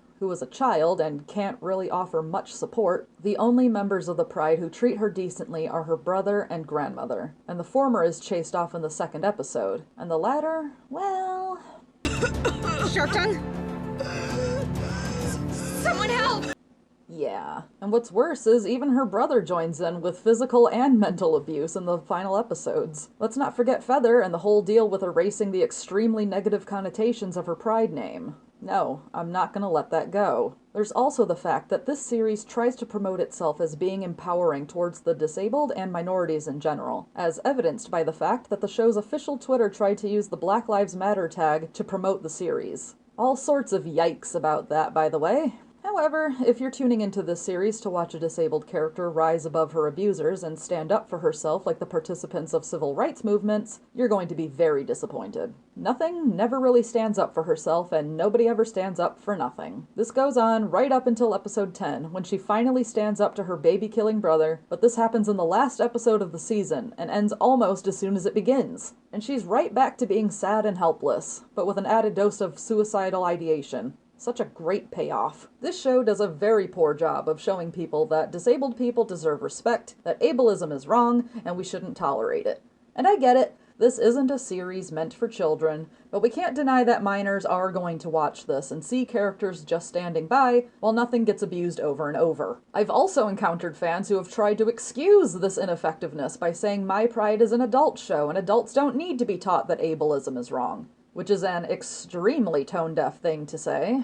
Adults do need the occasional reminder that standing up for those less fortunate than yourself is important, especially with the current state of the world. Now, I'm not shaming anybody with a disability for not standing up for themselves. Let's just nip that in the bud right now. Nobody deserves to be abused in the way nothing is abused in this show, regardless of their circumstances. The problem with My Pride, however, is that it's meant to be a show that deconstructs ableism and empowers disabled individuals, whether they be neurodivergent, physically disabled, or both. People that share Nothing's experiences will watch this show to escape from the reality of their oppression, and when you replicate that oppression to this degree and do nothing to tackle or solve it, it's far from empowering. And let's be real, people with disabilities can and will stand up for themselves. To paint a picture that suggests otherwise for the majority of your show is extremely patronizing and dehumanizing. This show should carry a message that regardless of your limitations, you can achieve just as much as anyone else, and for the majority of its run, it repeatedly rams the counter-argument down your throat. It romanticizes Nothing's suffering, not for awareness purposes, but for the sake of the plot. There has to be a limit when it comes to portraying this kind of topic. It is not progressive or empowering to portray disabled individuals being the proverbial punching bag of their family and having them be this helpless and vulnerable. Yes, it is important to teach people that ableism happens and it's wrong, but again, this show has a certain demographic in mind, so it doesn't need to be hammered home to this extent. And there needs to be a change portrayed for the message to be worthwhile. Nothing spends pretty much all of this show being considered the weakest of the cast, and if the rest of the cast are going to view her that way, it's safe to say the audience will too. It's been argued that the show's main focus is to highlight ableism happens, and that's all well and good, but who's around to say this treatment of Nothing is wrong and she deserves more respect? Nobody. Her potential allies either die or end up mistreating her like everybody else. Actually, from what I can gather, the show seems to be saying that one should support disabled people until they fuck up like any other person would, or do something that you personally disagree with. What a powerful and totally not confusing statement. It's just downright depressing to behold, because if it's one thing this show gets right, it's how a determined, confident individual can be broken down in the blink of an eye, repeatedly, and become a shell of themselves due to abuse from everyone around them, including those they hold dear. And Nothing lets up for, well, nothing, throughout the entire show. And it even gets to the point where when she's told by Kansu that she's the reincarnation of Kyoga, her first response is, "You've got the wrong person. Find someone else. I can't help you." The Huntress assessment is really the only time Nothing tries to prove that she's just as good as her peers. And then, after that, her self-esteem is beaten into the ground and it firmly stays there. It'd be one thing if she were timid and unsure of herself from the moment she was injured, but she isn't. The start of episode 2 shows her to be confident and determined to fit in with the rest of her family. The same goes for the start of episode 10, where she fights fire but is quickly beaten and pushed to the brink of suicide because he kills Feather. But oh wait, not really. It's almost like this show is taunting us and saying, hey, don't get too used to this character being happy because she's disabled, remember? And disabled people are predestined to be beaten down and be sad all the time. Now, I don't expect her to be happy all the time either. She's been dealt a pretty bad hand. But there has to be a balance, and there is none. There is a complete lack of development for our protagonist. She pretty much starts out in the same place each episode, a character we should constantly feel bad for and not expect much from. The most egregious example of Nothing's ineffectiveness as a protagonist has to be when Fire proposes she help overthrow a main in episode 9. As previously mentioned, she was told in episode 8 that the entire system that had killed her father and brother and dictated her life was a crafted lie by a scorned incel. Hours later, she's allowing 2 males to talk down to her and treat her like she's a bumbling idiot while pressuring her into committing cold-blooded murder and keeping an ableist name. She also leaves her brother's new pride at his mercy, without even attempting to inspire the rest of the pride to protest further with what she knows. Why? She knows this entire system, this pride law, that allows Feather and Fire to think they're better than her, is a load of shit, and she barely brings it up again. She was given valuable information by a religious deity and told she was the reincarnation of a god, and it changes zilch. It just feels like this show has just realized, oh shit, she's our disabled protagonist, and we've been beating on her for 8 episodes straight. Gotta try to turn her into a DeviantArt Mary Sue OC so she seems cooler. And that's not to say that Mary Sues are a bad thing. However, a certain type of awareness is needed when dealing with one, and My Pride doesn't seem to have a lot of that. The whole thing with her being a reincarnation of an ancient deity just falls flat on its ass because, 1, it ultimately holds no consequence over things, and 2, it's primarily aimed at making her seem more interesting, when, She threw herself at a murderer's face as a literal child and has battle wounds to bear. She survived to adulthood despite this. How can you not think this is an interesting enough concept on its own? Why do you have to shove this crap into her narrative out of nowhere? It just feels like the show is saying that because she's disabled, nothing is never going to be powerful or relevant on her own terms. So it's important that we included that she's the reincarnation of an able-bodied goddess, which is a pretty shit take, especially when she's still the emotional punching bag for everybody around her, and she does absolutely nothing with the information she's been given in the face of her oppression. Even if you removed that from the equation, she and Feather have been prideless for months and have expressed that pride law sucks ass. They've verbalized this themselves. All of this is wrong. I hate pride law. My family should still be alive, and we never should have had to leave. I know. It's not fair. It's just the way things are. It shouldn't be.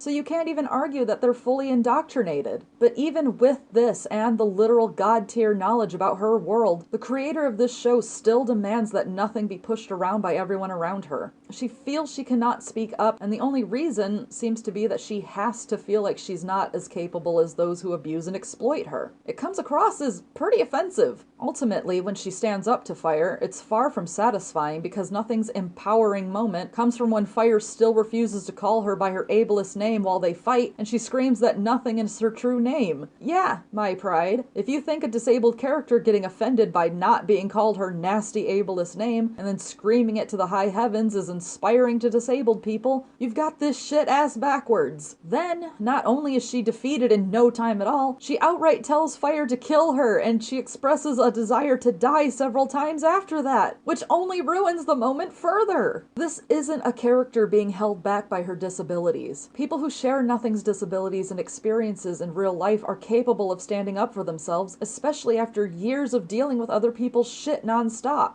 Now, nothing is being held back by bad writing, providing bad representation. There is nothing to be gained by writing out a storyline about a disabled character becoming empowered in an unfair society that aims to bring her down, when the oppressiveness of the society repeatedly wins. It's not fun or inspiring to watch. It's actually quite infuriating. And the only takeaway we have from it is that we're shown disabled individuals have to deal with ableism every day and from every corner. Something we all know already, and has been taught better from a variety of sources. Sources that don't talk down to their audience. Also, as a side note, there was absolutely no reason why the creator couldn't have changed Nothing's name. The only reason I can think of is that it was too hard to come up with one that fits her, but the bar is so extremely low here, and the fans were more than happy to provide their own suggestions. The creator hosted several competitions during this show's run, so why was coming up with a non-ableist name for our protagonist not considered as one? I say this because, upon watching the first episodes, I recall several fans coming up with alternative names for Nothing, because pretty much the expectation of everybody and their mother was that this gross name would be phased out at some point in the series. A coming-of-age moment, if you will. Some of the names I saw floating around included the Huntress named Braveheart, and more meaningful names like Everything or Something. I guess the creator didn't deem these very creative, but here's the thing. The name Nothing is stuck with isn't meant to be creative either. It's an insult born from the childish resentment of her mother. So what harm would it do to change it to something just as uncreative, but not ableist? Because isn't that what's important in this anti-ableist show? Shouldn't we be prioritizing deconstructing how gross Nothing's name is instead of trying to sneak some useless symbolism and empowerment into it? Like this show is trying to push as a legit name for future mothers to inflict on their helpless children? Maybe I'm the one with my priorities skewed.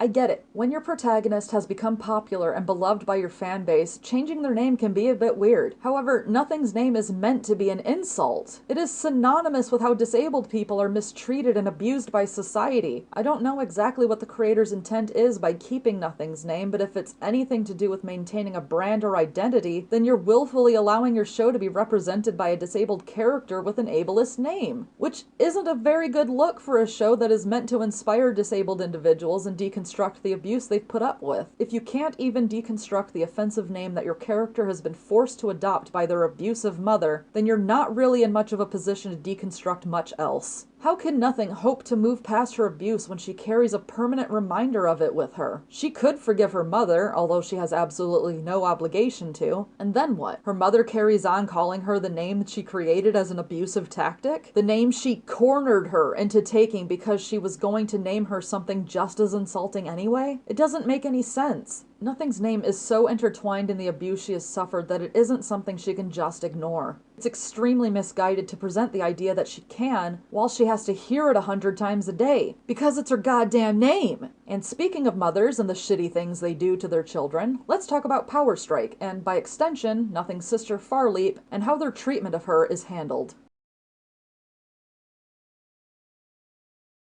Pretty much from the get-go, the mother of our protagonist, Powerstrike, becomes perhaps Nothing's biggest source of abuse and resentment, as Nothing still loves and admires her as opposed to Quickmane. This makes the moments when Powerstrike mistreats Nothing more profound. While Quickmane attacked Nothing's family and caused her injury, Nothing doesn't care for Quickmane, and Quickmane doesn't care for her. Quickmane makes it very plain that he has no respect for Nothing, whereas Powerstrike still maintains that she loves her daughter despite being just as abusive. This isn't in any way saying the relationship between Nothing and Quickmane is healthy, but you could make the argument that it's slightly less fucked up than her relationship with her own mother, which is all kinds of yikes considering Quickmane is a clear bad guy of the series. Just make a note of that as we continue with this section. One of the very first instances of Powerstrike being a shitty mom to a disabled daughter is when she pretty much insinuates that having a dead daughter is better than having one with a disability.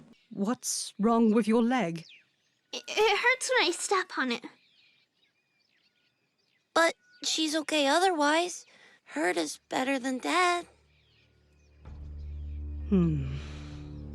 Of course, Fire. By the next episode, the relationship between them has worsened considerably. Even though her daughter's only crime seems to be that she was targeted and maimed by an evil baby killer, we find out that Powerstrike quickly shacked up with said baby killer and had kids with him. Nothing doesn't hate her mother for this blatant example of double standards, though. Which I certainly fucking would if I were in her situation. I mean, wow, your daughter is now scum in your eyes because she got injured, and you're now happily married to the one who caused said injury? Makes sense. And by happily married, I mean that Powerstrike never once blames Quickmane for what he's done to her family. She never even mentions her dead mate or son, and is only shown having pretty chill interactions with their murderer. Aside from her initial outburst in the first episode, Powerstrike never displays any resentment or disapproval towards Quickmane. There certainly should be some element of that, but alas.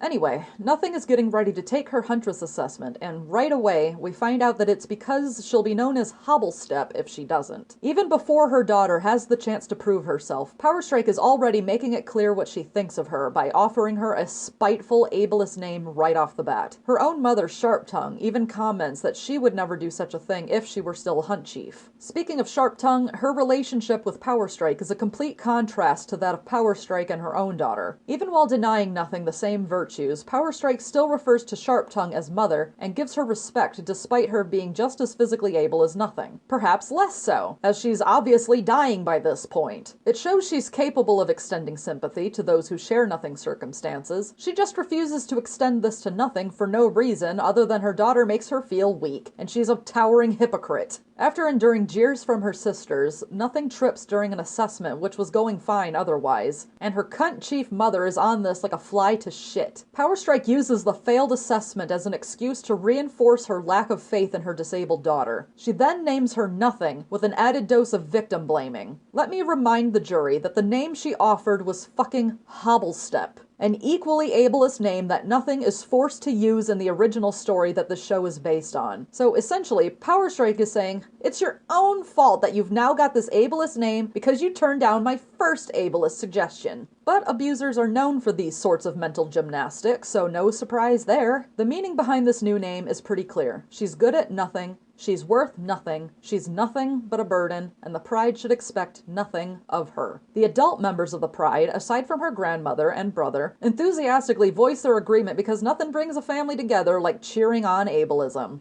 Through Feather, the show's creator will later try and argue that rather than just giving Nothing a new name, the intent behind her name doesn't matter, and that's why she should keep it. But this is a show by somebody with a perfectly non-ableist name, not by somebody who's been saddled with a name like, I don't know, sucks at everything for the rest of their life. Yes, the rest of their life. Because again, Nothing takes a vow before her assessment to keep the name forever, as opposed to the equally ghastly name her mother was going to give her beforehand, of course. Seems like the whole thing was just setting her up to fail, which is the point we were trying to make when discussing the rules of this assessment, or lack thereof. Powerstrike goes through the next few episodes like she has a bitch quota to fill. She scolds Nothing for fraternizing with an outsider, like being drawn to social interactions outside of her asshole family makes her the devil. She refuses to let Nothing comfort her after Sharptongue dies. She goes on a full-scale rant in front of everyone about how she's ashamed of Nothing, which includes completely mislabeling her resentment over what Nothing could have been as loving you so much it hurts. Now, the whole trope of abusive, controlling parents putting on a front of affection to deceive their victims has been done quite a bit in animation. However, the important thing to note about the examples being shown is that it's obvious to the audience that this is a front. They are still firmly portrayed as abusive and controlling towards everyone around them, whether this be through character design, art direction, or voice delivery. The effects it has on their children is also portrayed, further highlighting how wrong their treatment is, especially when their kids stand up to them and call them out on their shit. This never happens in My Pride. There's a tiny attempt of Powerstrike being called out for her actions, but she's never shown as being insincere. And what's worse is that this show tries to portray her as just as much of a victim as the person she's abusing. Like her daughter's disability is a burden on her, and we should feel bad that she puts up with it. That may not be the intent, but considering nobody points out to Powerstrike that she was not the one who was attacked and injured, nor is she the one who has to live with the repercussions of said injury, that's the message that comes across. This is where bad writing and attempting to rationalize every bad person's actions can bite you in the ass. Sometimes things cannot be rationalized, and abusing your child is certainly near the top of the list. Powerstrike forces her daughter to carry a lifelong reminder of her disdain via her name, and the show thinks that her saying, "I loved her really," in episode fucking 7 gets her off the hook. For any of those who are in doubt, no,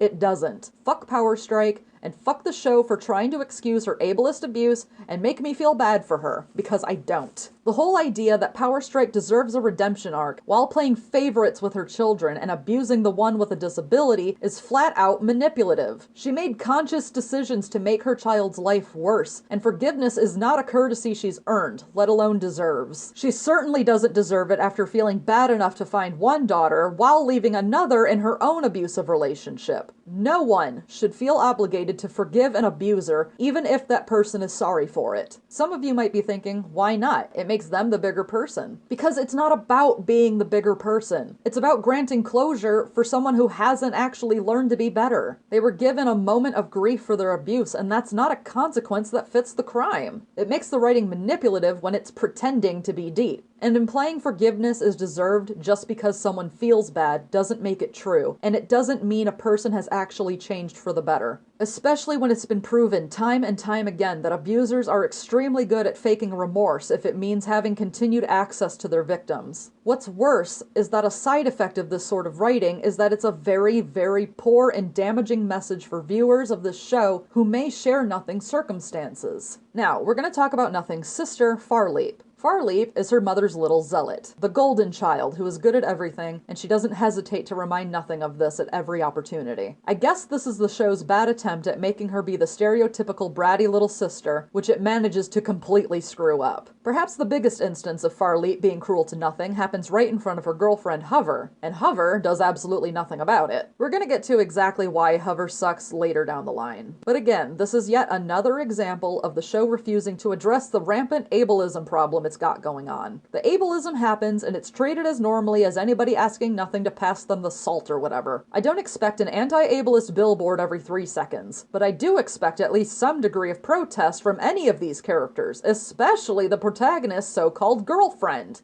Like Powerstrike, the show gets you to sympathize with Farleap in episode 7. Farleap reveals to Hover that despite how perfect she is, she didn't get enough attention from Mom, because Mom was always paying attention to her troubled older sister, as if nothing was spoiled and fussed over her entire life as opposed to being abused and ridiculed for something outside of her control, something Farleap conveniently leaves out that she contributed to. What is with this show trying to get its audience to sympathize with abusive characters? Furthermore, this claim that Farleap is the victim of parental neglect comes so far out of left field. All we see of Farleap is her happily joining in with her mother's abuse, joining her mother on hunting parties, something that nothing is denied, and her bragging about how well she did in her own huntress assessment, something that nothing was also denied. She seems pretty confident and content with her life, as opposed to her downtrodden sister. And the show just randomly tries to sell us that this is all an act and she's actually hurting inside. It'd be one thing if she went on the speech and she was rightfully mocked, which the creator did with another abusive sibling in her other series. But this doesn't happen here.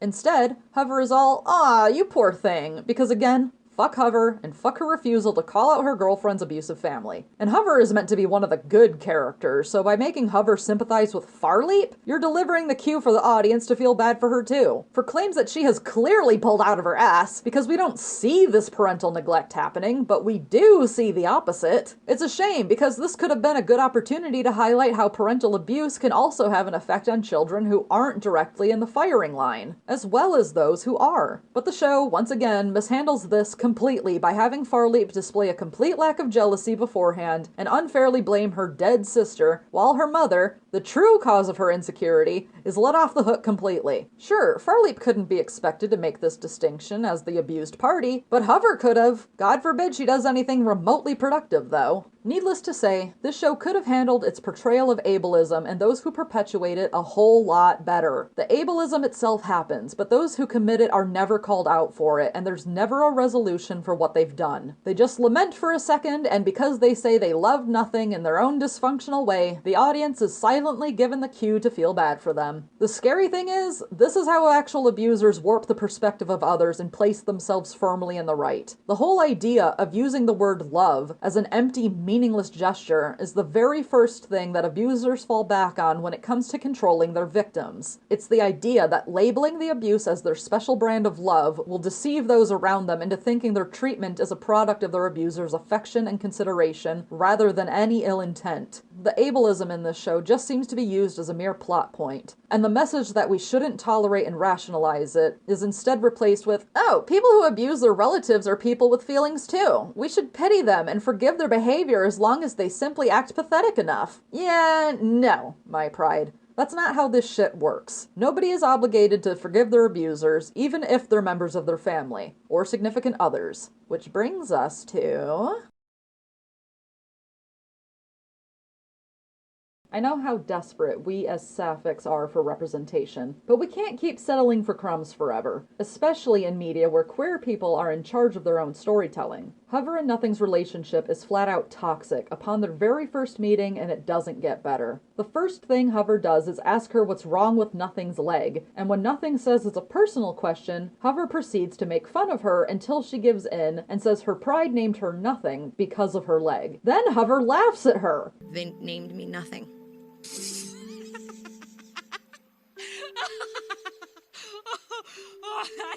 That is so mean.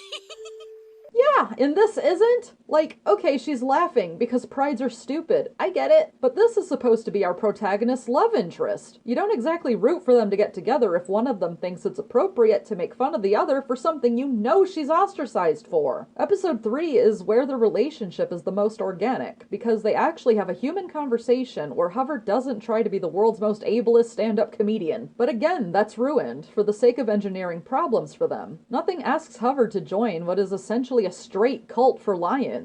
I don't know why. Nobody knows why. Welcome to bad writing. But in all seriousness, Nothing asks her to join the Pride because Sharp Tongue is gonna die and they need a replacement huntress, even though it's very clear that they have more than platonic feelings for each other. Now, rather than being like, "Nothing, I'm gay, I don't want to join a Pride where I have to be with a male and have cubs," Hover agrees to join the Pride because I want to be where you are, Nothing.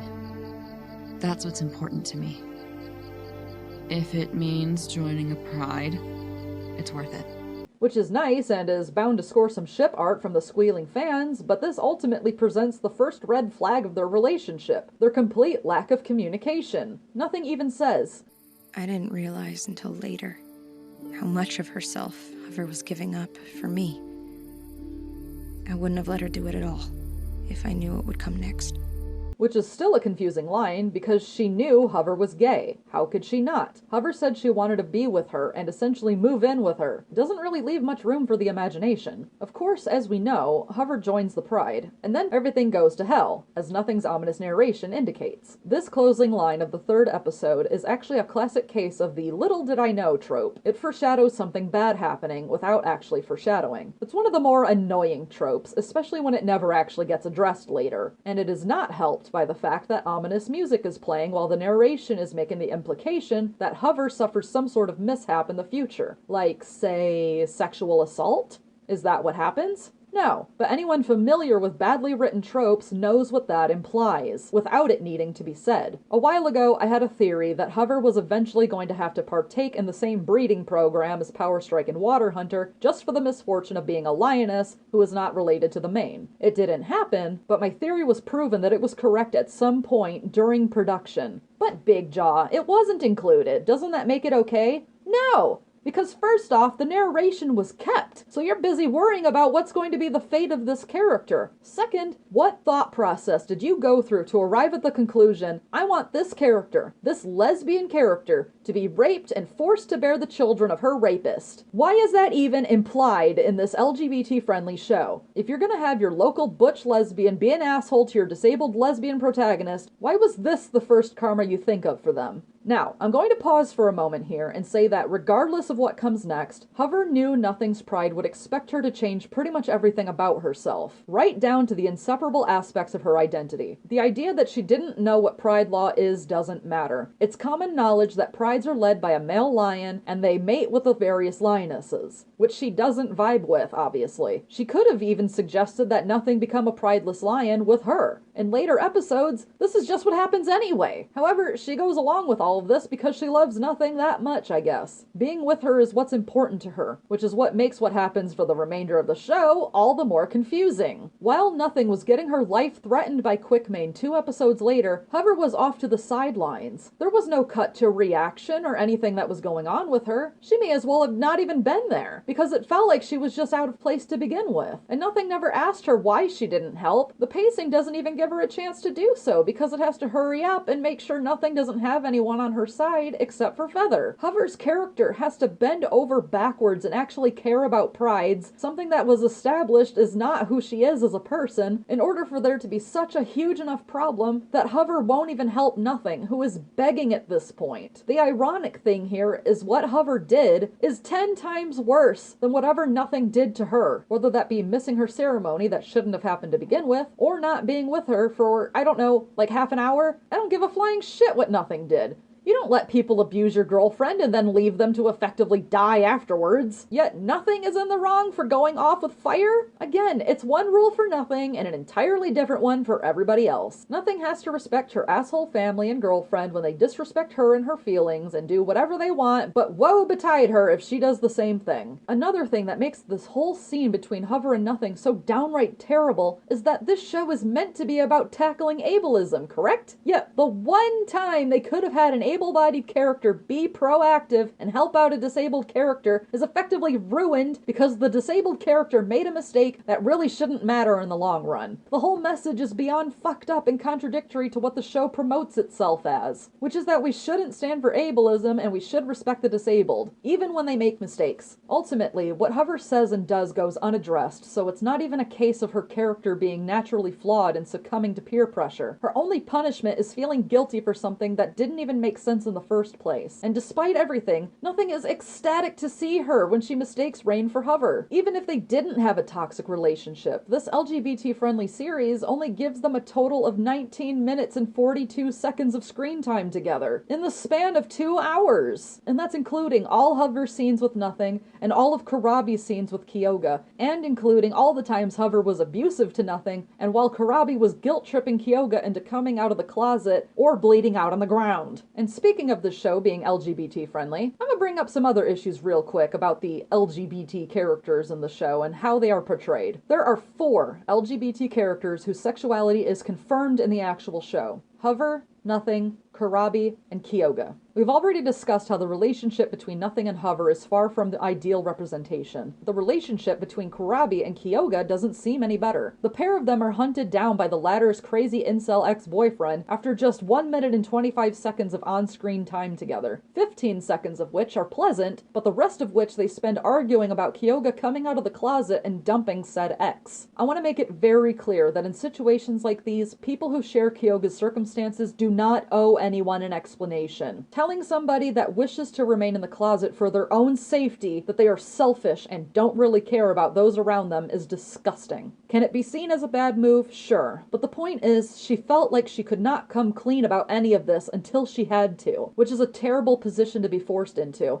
especially if you're someone trying to stay closeted. While I don't think that was the intention, it's at least something to consider. Meanwhile, our straight relationships seem to go off without a hitch. Despite the infanticide and implied rape, Quickmane, for example, is shown being openly caring and supportive towards Powerstrike, despite killing her former mate and son. But Nothing missed a ceremony, and Kyoga is closeted for her own protection, so their respective girlfriends can chew them out, and we can have unnecessary discourse in our main gay relationships, in an LGBT-friendly show. As for the rest of our LGBT characters, the pickings are equally slim, and most of them are based on fan speculation and the occasional dash of queerbaiting. We have Farleap, who may or may not have a crush on Hover. It's never outright confirmed, so anybody can say they're just good friends and disavow this completely. There's also Fire, who might be bi because the fans like to think he and Tangle might have a thing for each other. They might not. Golly gee, there's a bit of a theme going on here, isn't there? As we know, in episode 10, it is not only revealed that Fire killed Tangle, which renders any sort of shipping between them now rather problematic, but that they were indeed friends, in Tangle's own words. As for the whole deal of Farleap having a possible crush on Hover, it's pretty bad when your only decent gay couple is a non-canonical ship between 2 abusive bitch faces, one of whom, I remind you, does not have a confirmed sexuality in the actual show. And then we have Moonstrike, who is our confirmed trans representation, who seemingly has no children and advocates killing children that do not belong to her. Nice representation there, creator. Unfortunately, that's far from the main issue with this character, or Tangle. So settle up, my Pride fans, because I'm about to school you on tokenism. For those who are not aware, tokenism is the practice of making only a perfunctory or symbolic effort to do a particular thing, especially by recruiting a small number of people from underrepresented groups in order to give the appearance of sexual or racial equality within a workforce. It's essentially a manipulative, exploitative way for people to appear progressive when they're actually doing the bare minimum to come across as such. It's become a common problem in the entertainment industry in recent years, and it can occur in any type of fiction. The most infamous example of this is when J.K. Rowling announced that Dumbledore was gay, well after the Harry Potter books had concluded. She didn't have to implement it. She could just pull it out of her ass that any of her characters is LGBT just to score sales from the gay crowd. And unfortunately, it worked for a few years. The exact same problem is happening with My Pride. The fact that Moonstrike is trans is never touched upon. It changes absolutely nothing with the story. Now, I can hear you all saying, but Big Jaw, characters who have their entire personalities based around LGBT aren't good representation either. And you're right about that. However, there's a huge difference between a character like that and a character who is living in a society that is anti-LGBT, and there's no mention of how they fit into said society and how they get by. There's just no fucks given by the story. And there should be fucks given, because this character is living outside of the norm for what is accepted regulations in this society. It's been made abundantly clear that Pride law seems to only favor the cis-hets and anything else is deemed blasphemous, so what's Moonstrike's place in all of this? We've touched upon how Pride law is pretty brutal towards homosexuals, so how does it impact those who are trans? It'd just be great to know more about Moonstrike and her motivations, other than token trans representation. It also doesn't help that these motivations are messed up and she backs Pride law when it concerns child murder, but doesn't back it when it concerns her identity. If it doesn't suit you, it shouldn't really suit anybody else. This This could have been a breakthrough character that could have reinforced Nothing's discovery that Pride Law is bullshit. But again, who cares about that major bit of plot development? We could have had more from this character. Much more. In fact, we got a lot more information and motivation from our resident homophobe, Proudmane. Furthermore, the only reason any of us know Moonstrike is trans is because the creator confirmed it via the show's Discord chat. Otherwise, you probably would have had no idea. And here's the thing with having an LGBT cast and an LGBT-friendly show. It's absolutely pointless to say that a character is LGBT as a mere side note and not expand upon it in the actual media. You're no better than mainstream media if you say that you have an LGBT cast but make no reference to it within the show itself. You're just building people's hopes up and then just pulling the rug out from underneath them once the final product comes out and there's no reference to what you've confirmed. Saying that your character is trans, bi, or gay as an afterthought in your live streams or Discord and not implementing it into the media itself is not being progressive. It's tokenism, and it can be done with no real thought process for those you were trying to represent. And that's not to say Moonstrike should have had a neon sign above her head declaring her identity. The fact is, we're given very little to no backstory on Moonstrike as a character. If you want trans individuals to relate to your trans character, the whole idea is to make them relatable. Having your trans representation serve as a baby-killing source of contention for the show's climax is not it. She also has a golden opportunity to avenge her mate of many seasons when nothing challenges fire, but she stands by and does absolutely nothing. She may as well have not been there. If your reasoning for sticking a trans character into your show at the last minute is because,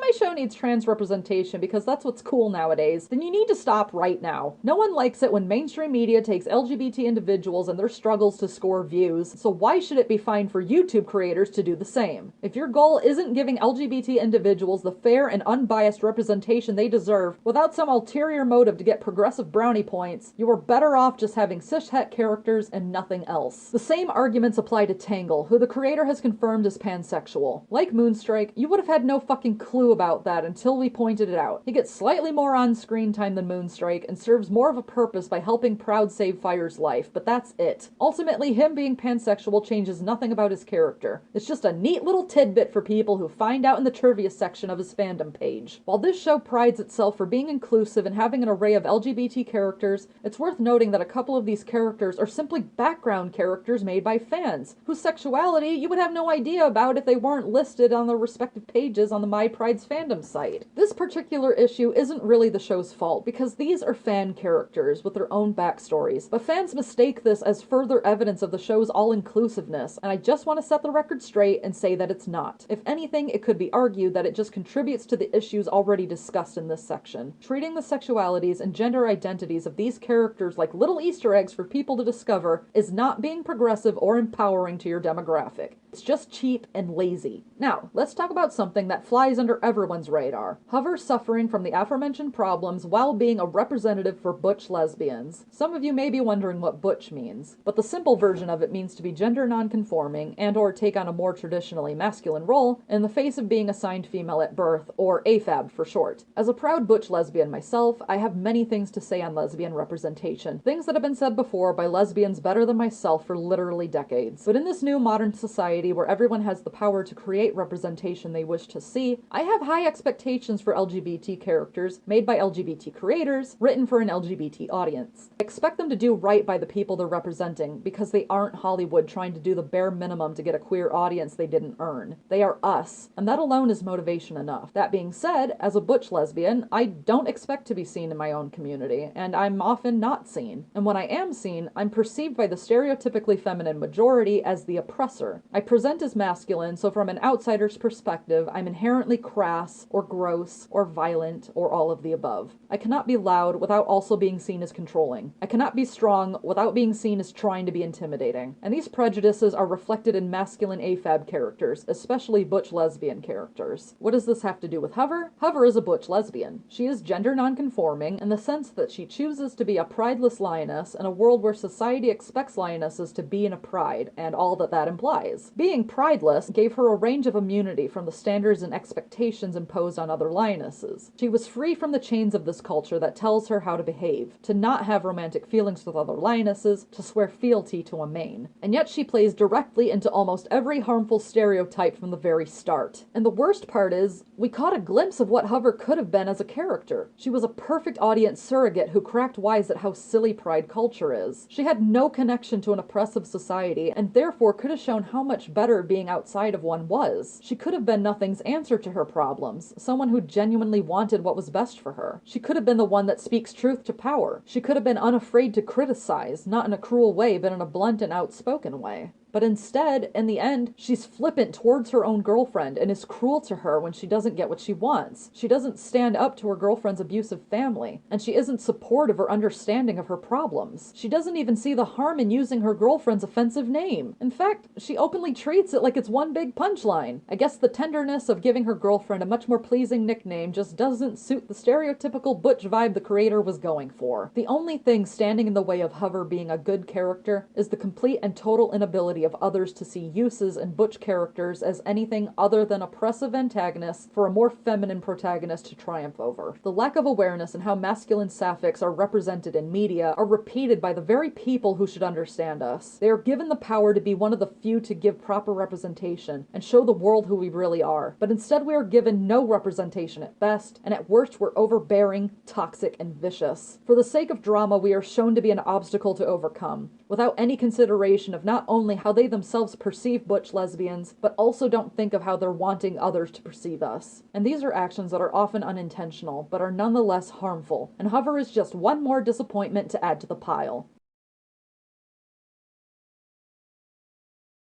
There's this ongoing trend in media with needing to make your villain sympathetic. A lot of time it's written very well. That doesn't make you think the protagonist is the bad guy, but makes the antagonist's perspective more understandable. Sometimes they even get a redemption arc. Other times it's done very bad and they ham-fist it to death and they try to make you think their actions are justified when they actually aren't in any way justifiable. My Pride, of course, does the latter. Multiple times. It first tries with Quickmane, by showing him comforting his mourning mate while simultaneously telling Nothing to get lost, as if she also didn't just lose someone that day. As if to say, this sour lemon drop has a sweet, gooey center. And this point tries to make its case again, with him worrying about the safety of his son. Then turns around and yells at Nothing for being a martyr of bad writing and putting his children in danger. But my problem here is that it makes the audience side with him. It makes them think she deserves the punishment she gets from him because she made a mistake. It makes them conveniently forget that he's been abusing her, because it focuses on the fact that he cares more about his biological children than his adoptive ones. And later on, we're supposed to care that he was killed, because Feather cries for him. Again, conveniently leaving out that Quickmane abused our protagonist. See this child crying? Don't you feel bad that his dad is dead and he'll never see him again? I guess it's easy to cry for someone when they've treated you good but not anyone else, especially your current caregiver. It's another example of manipulative writing disguised as depth. And later on, we're still forced to remember this awful person fondly, because when Proudmane brings up that lesbians are forbidden, Powerstrike brings up that Quickmane and her were aware of their relationship and accepted them regardless. So what this tells us is that Quickmane isn't a homophobe like Proudmane is, so he's inherently better, right? Wrong, because he abused our protagonist. But this is not how it's painted in the series. They try to say Quickmane is wrong, but you know who's more wrong? Proudmane. Choosing the lesser of two evils is still choosing evil. Speaking of Proudmane, he's another character the show tries to get us to sympathize with. It's not until he's outed as hating lesbians do people tend to stop liking him. But up until that point, we have several instances of attempts at making him complex. After him being set up as an awful person by berating Nothing by saying her shitty name suits her without even knowing her first, getting told off by Tangle, who was nice and sweet to Nothing, his shady ass taking note of Quickmane's disability so he can murder him later, and also telling Nothing that he's done using her and is now going to kill her. He lets her go and tries inviting us to a little old pity party by saying a few seconds ago, it's just what a main has to do to survive. Even though he was chillin' and living large with a bunch of guys and eating well, you can't pull this crap and try to make him sympathetic, essentially telling the audience they're wrong for hating him when the story turns around and makes him not only a homophobe, but someone who bursts into a fit of rage when he's disrespected. confirming that people were right to hate him. But wait, there's more sympathetic villains. Are you tired of them yet? Because I am. There's also Light. But Big Jaw, he wasn't abusive. Okay, technically all he did was kill a bunch of people. I guess you can't be abused if you're dead, but also kindly redirect your attention to Kyoga. Yes, I can only judge the show based on what's shown, but just because something is shown doesn't mean the creators understand it. But what we know is that Kyoga kept everything a secret from Light, not because she had malicious intent, but because she was afraid of how he would react.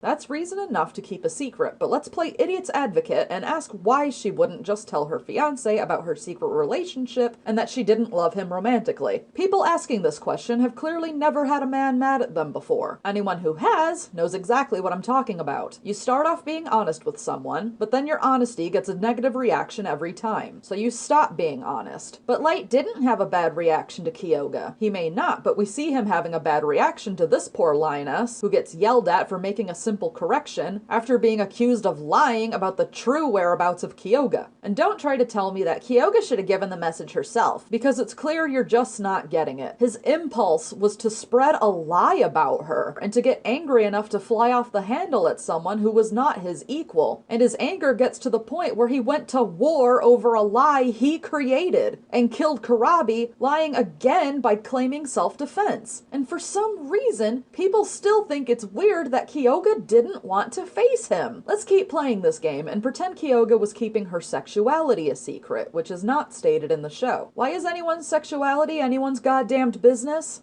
It's not. There's no indication that they're currently living in a homophobic society. The audience just assumes it is because of the shoehorned plotline in episode 7. Which isn't addressed before it, ever. We don't know any details about whether or not society was homophobic before Pride Law was a thing. We just know that homophobia existed tenfold after its creation. So it's a valid assumption to say Light is homophobic, but keep in mind, it is not actually shown and could easily be interpreted as any heterosexual romantic scandal. At the very least, he showed resentment towards his girlfriend, who appears to be in a same-sex relationship, so who's to say he would be less angry if she left him for another male? That being said, why would someone feel safe enough to come out to someone like that for the sake of being honest? Anyone who has been in the closet, surrounded by homophobes, knows that being honest could put your own life at risk. So the logical thing to do is to live your life in secret. And this isn't to put blame on Karabi either, because it's a valid question to ask what Kyoga's gonna do when it comes to finally getting married. And it's a valid point to be upset that she's backed herself into a corner. But what isn't valid is accusing her of not caring for doing so. What really isn't valid is committing war crimes because your girlfriend broke up with you. All signs point to Light being manipulative and abusive, even if he never physically harmed Kyoga. And yet we're supposed to feel bad for him because she didn't break up with him correctly, whatever that means. We're supposed to get the impression that everyone was at fault, but to definitely make sure that you get the memo that Light was wronged first, so it justifies his actions. If this was intentional, that's just plain awful to try to make your audience sympathize with an abusive character to give reason for why they're abusive. If it wasn't intentional, then it completely fails its audience because it leads them to blame the victim and or believe that everyone was in the wrong. Real talk for a second, a lack of a stable female companion in a man's life is not a viable excuse for cold-blooded murder or abuse. It's also just terrible writing and a trend that needs to die because it low-key puts the blame of the dude's overreaction firmly on the shoulders of the female characters who did absolutely nothing wrong. They just made the independent decision to say no. And young, impressionable fans will eat it up, and they will side with the villain, regardless of his actions. Because it's all, oh, he'd be a precious cinnamon roll if his ungrateful bitch girlfriend hadn't dumped him. Both myself and my co-writer actually found this section one of the hardest to construct, because without splitting hairs, and I mean really splitting hairs, most of the main cast of My Pride are morally corrupt assholes. Powerstrike and Farleap are a pair of ableist harpies, Hover is self-centered and uncaring, Feather is tone-deaf as all hell, Fire is a piece of shit who is driven to the brink of insanity in badly written circumstances, is. It's actually quite startling how 90% of the cast of this progressive series are just downright nasty, and it isn't a case of them being flawed or realistic either. Nobody in real life behaves like this unless they're manipulative as fuck. It's downright baffling how anybody can just watch this show and relate to any of these characters because their personalities abruptly change at the drop of a hat, and whatever reasons given are often contrived or just flat out non-existent. Think Feather is the precious, most adorable being known to man? No. Fuck you. He becomes the world's worst motivational speaker and says nothing should keep her ableist name just because. Think Hover and Nothing are just such a perfect couple? Turn this shit off after the 3rd episode because you're never gonna see them like that again. Sharp Tongue is a good grandmother and a pillar of support for Nothing? Nope, she could have spared her a shitty childhood all along and chose not to. So yeah, as far as we're concerned, everybody, aside from Nothing, who was good by default, sucks in this show, and can very much be counted as a sympathetic villain. And I don't mean as in you love to hate them, like good villains. I mean that most of these characters are so irredeemably terrible and selfish that with every passing second, I feel like beating them all with a cast iron skillet just to stop the awfulness.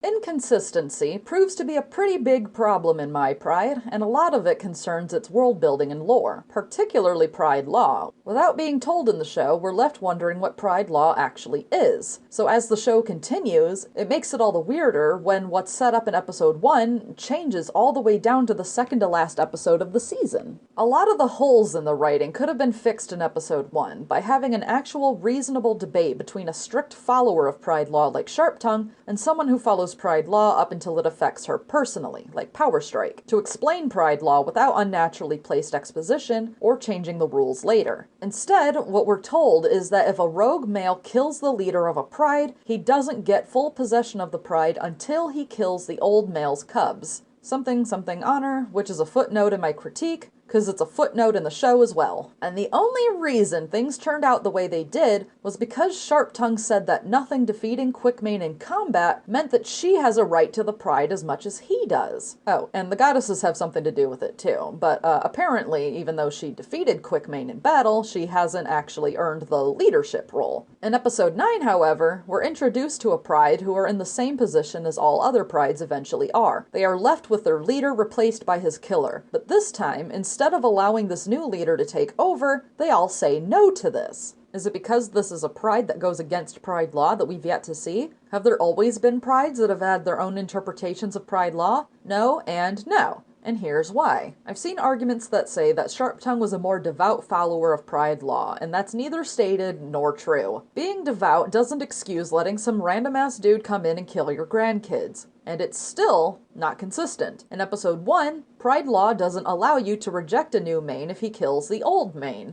When there's a new main, they have to kill the old main's cubs. So in Sharp Tongue's case, they have to follow Pride Law and let Quickmane be leader, but they don't have to let him kill the cubs. But in this pride's case, they say no. Not because Fire didn't kill the previous leader's cubs, he has none, but because he goes against Pride Law by allowing a rival male to live instead of killing him as well as the old leader. So by the logic of this show, they're both following Pride Law. And all of this could have been fixed if it had done one thing differently at the very beginning of the series. In episode 1, Sharp Tongue could have been the one to not lay down and accept Quickmane as leader. She could have taken Quickmane on, and he could have killed her and been like, anybody else got a problem with me being main? And then that's it. It ends. There's no confrontation, there's no confusion. But no. We end up with a discombobulation of characterization, motives get shuffled around out of nowhere, even though Sharp Tongue was gonna die anyway. But let's give the creators the benefit of the doubt and say these things weren't considered as early as episode 1. Things could have been handled better by the time episode 9 rolled around. It could have been just as easy and twice as empowering if the Pride had just straight up told Fire no. And since Fire is randomly pro-Pride Law now, he could object by saying so. That's against Pride Law. Moonstrike could respond with, so is fighting dishonorably. My mate beat you miserably before. You expect me to believe you defeated him all on your own? You're not a true main if you didn't defeat the old one by yourself. We reject you. Boom.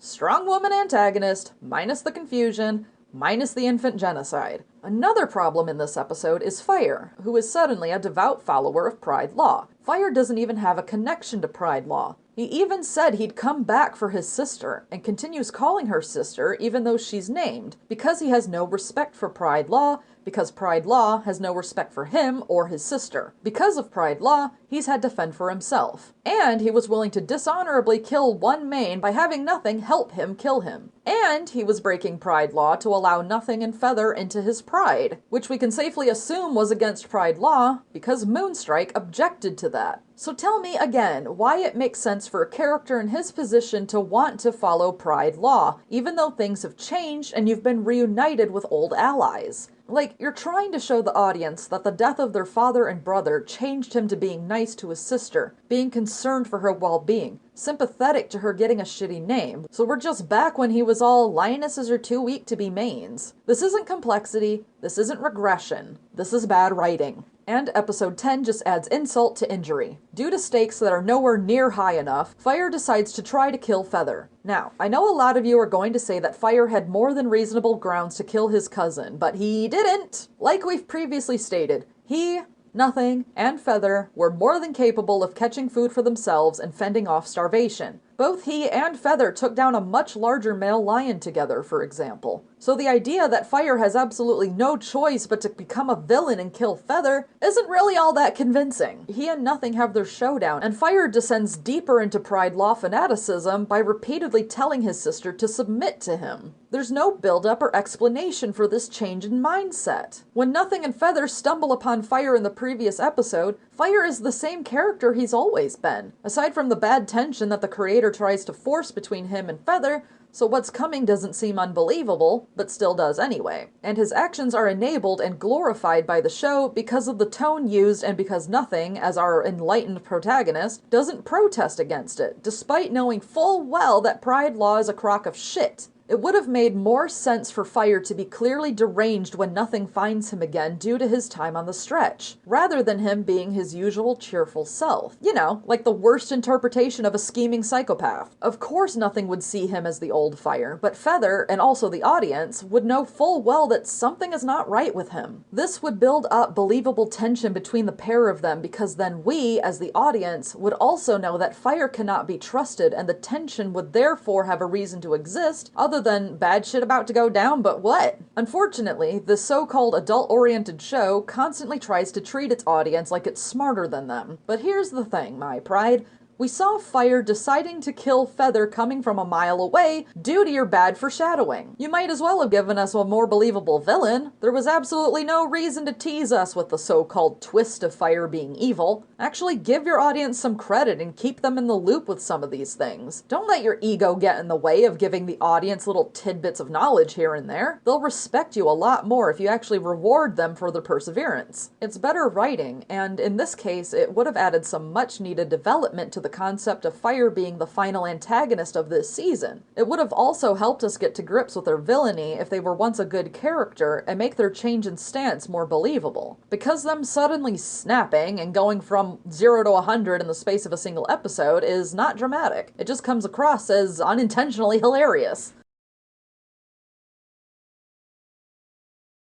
To begin this section, I think it's important to quickly talk about the origins of My Pride's story and how things gradually changed from this original story to the final product. My Pride is based on a story that the creator wrote a decade or so ago, back when she was still in high school. As with many stories that one would write in high school, the prose wasn't really anything to write home about. The story was also filled to the brim with violent graphic content, and the characters were significantly more unsympathetic than in this rendition. To say the writing process for this show is an utter mess would be a gross understatement. According to this testimony from an ex-cast member, a ton of changes were made during this production, with many storylines being cut and things, such as characters and their motivations, being switched around repeatedly. I suspect this is why the show's writing is all over the place, since, as stated by this person's testimony, she, the creator, changed so much of the outcome without changing much of the getting there parts. Pretty rookie mistake on the creator's part. Yes, changing plot elements and cutting things because of time constraints or whatever happens during a show's production. It's a normal part of the process, often working to the show's benefit. However, My Pride's constant and frequent changes, especially those that came quite late in the production, only made the already complex and jumbled source material even more disorganized, with the creator struggling to fit a cohesive storyline that could be neatly wrapped up in a single season. But at the same time, they also tried to fit in and tackle way too much in that time span. The creator clearly wanted this season's main arc to be nothing following her destiny and finding her place in the world, which would have been pretty easy to cover in 10 episodes. Unfortunately, the creator also wanted to tackle more issues with this series, from ableism to homophobia to dismantling an oppressive system and so forth. Trying to cover even ableism by itself is a complex and treacherous road, but trying to cover it and a dozen other issues all at once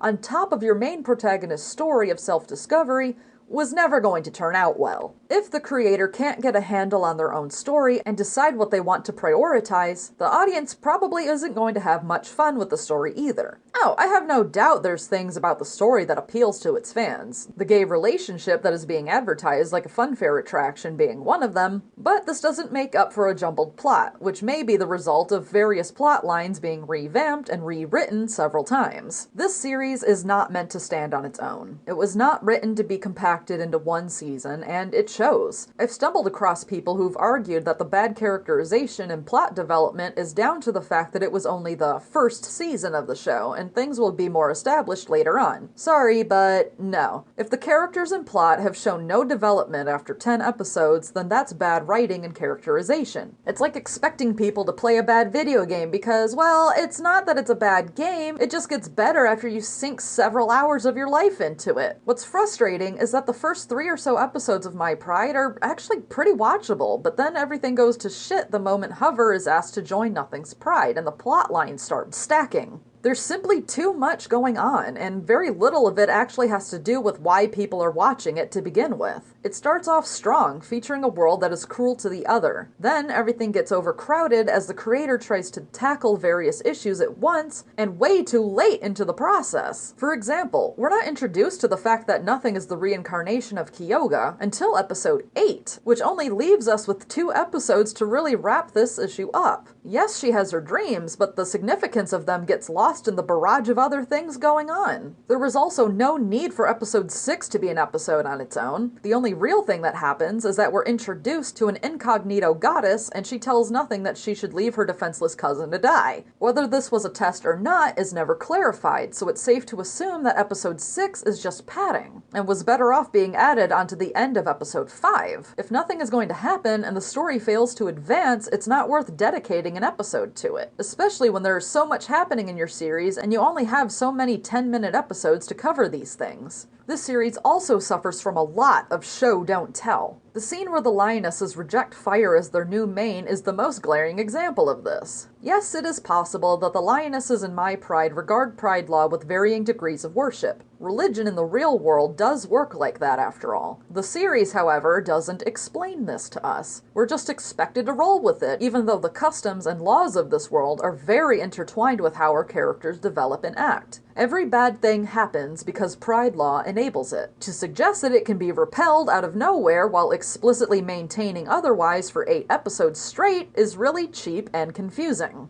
Another problem I'd like to talk about is the conundrum that is episode 8. Humor me and let me summarize the conclusion of each episode thus far.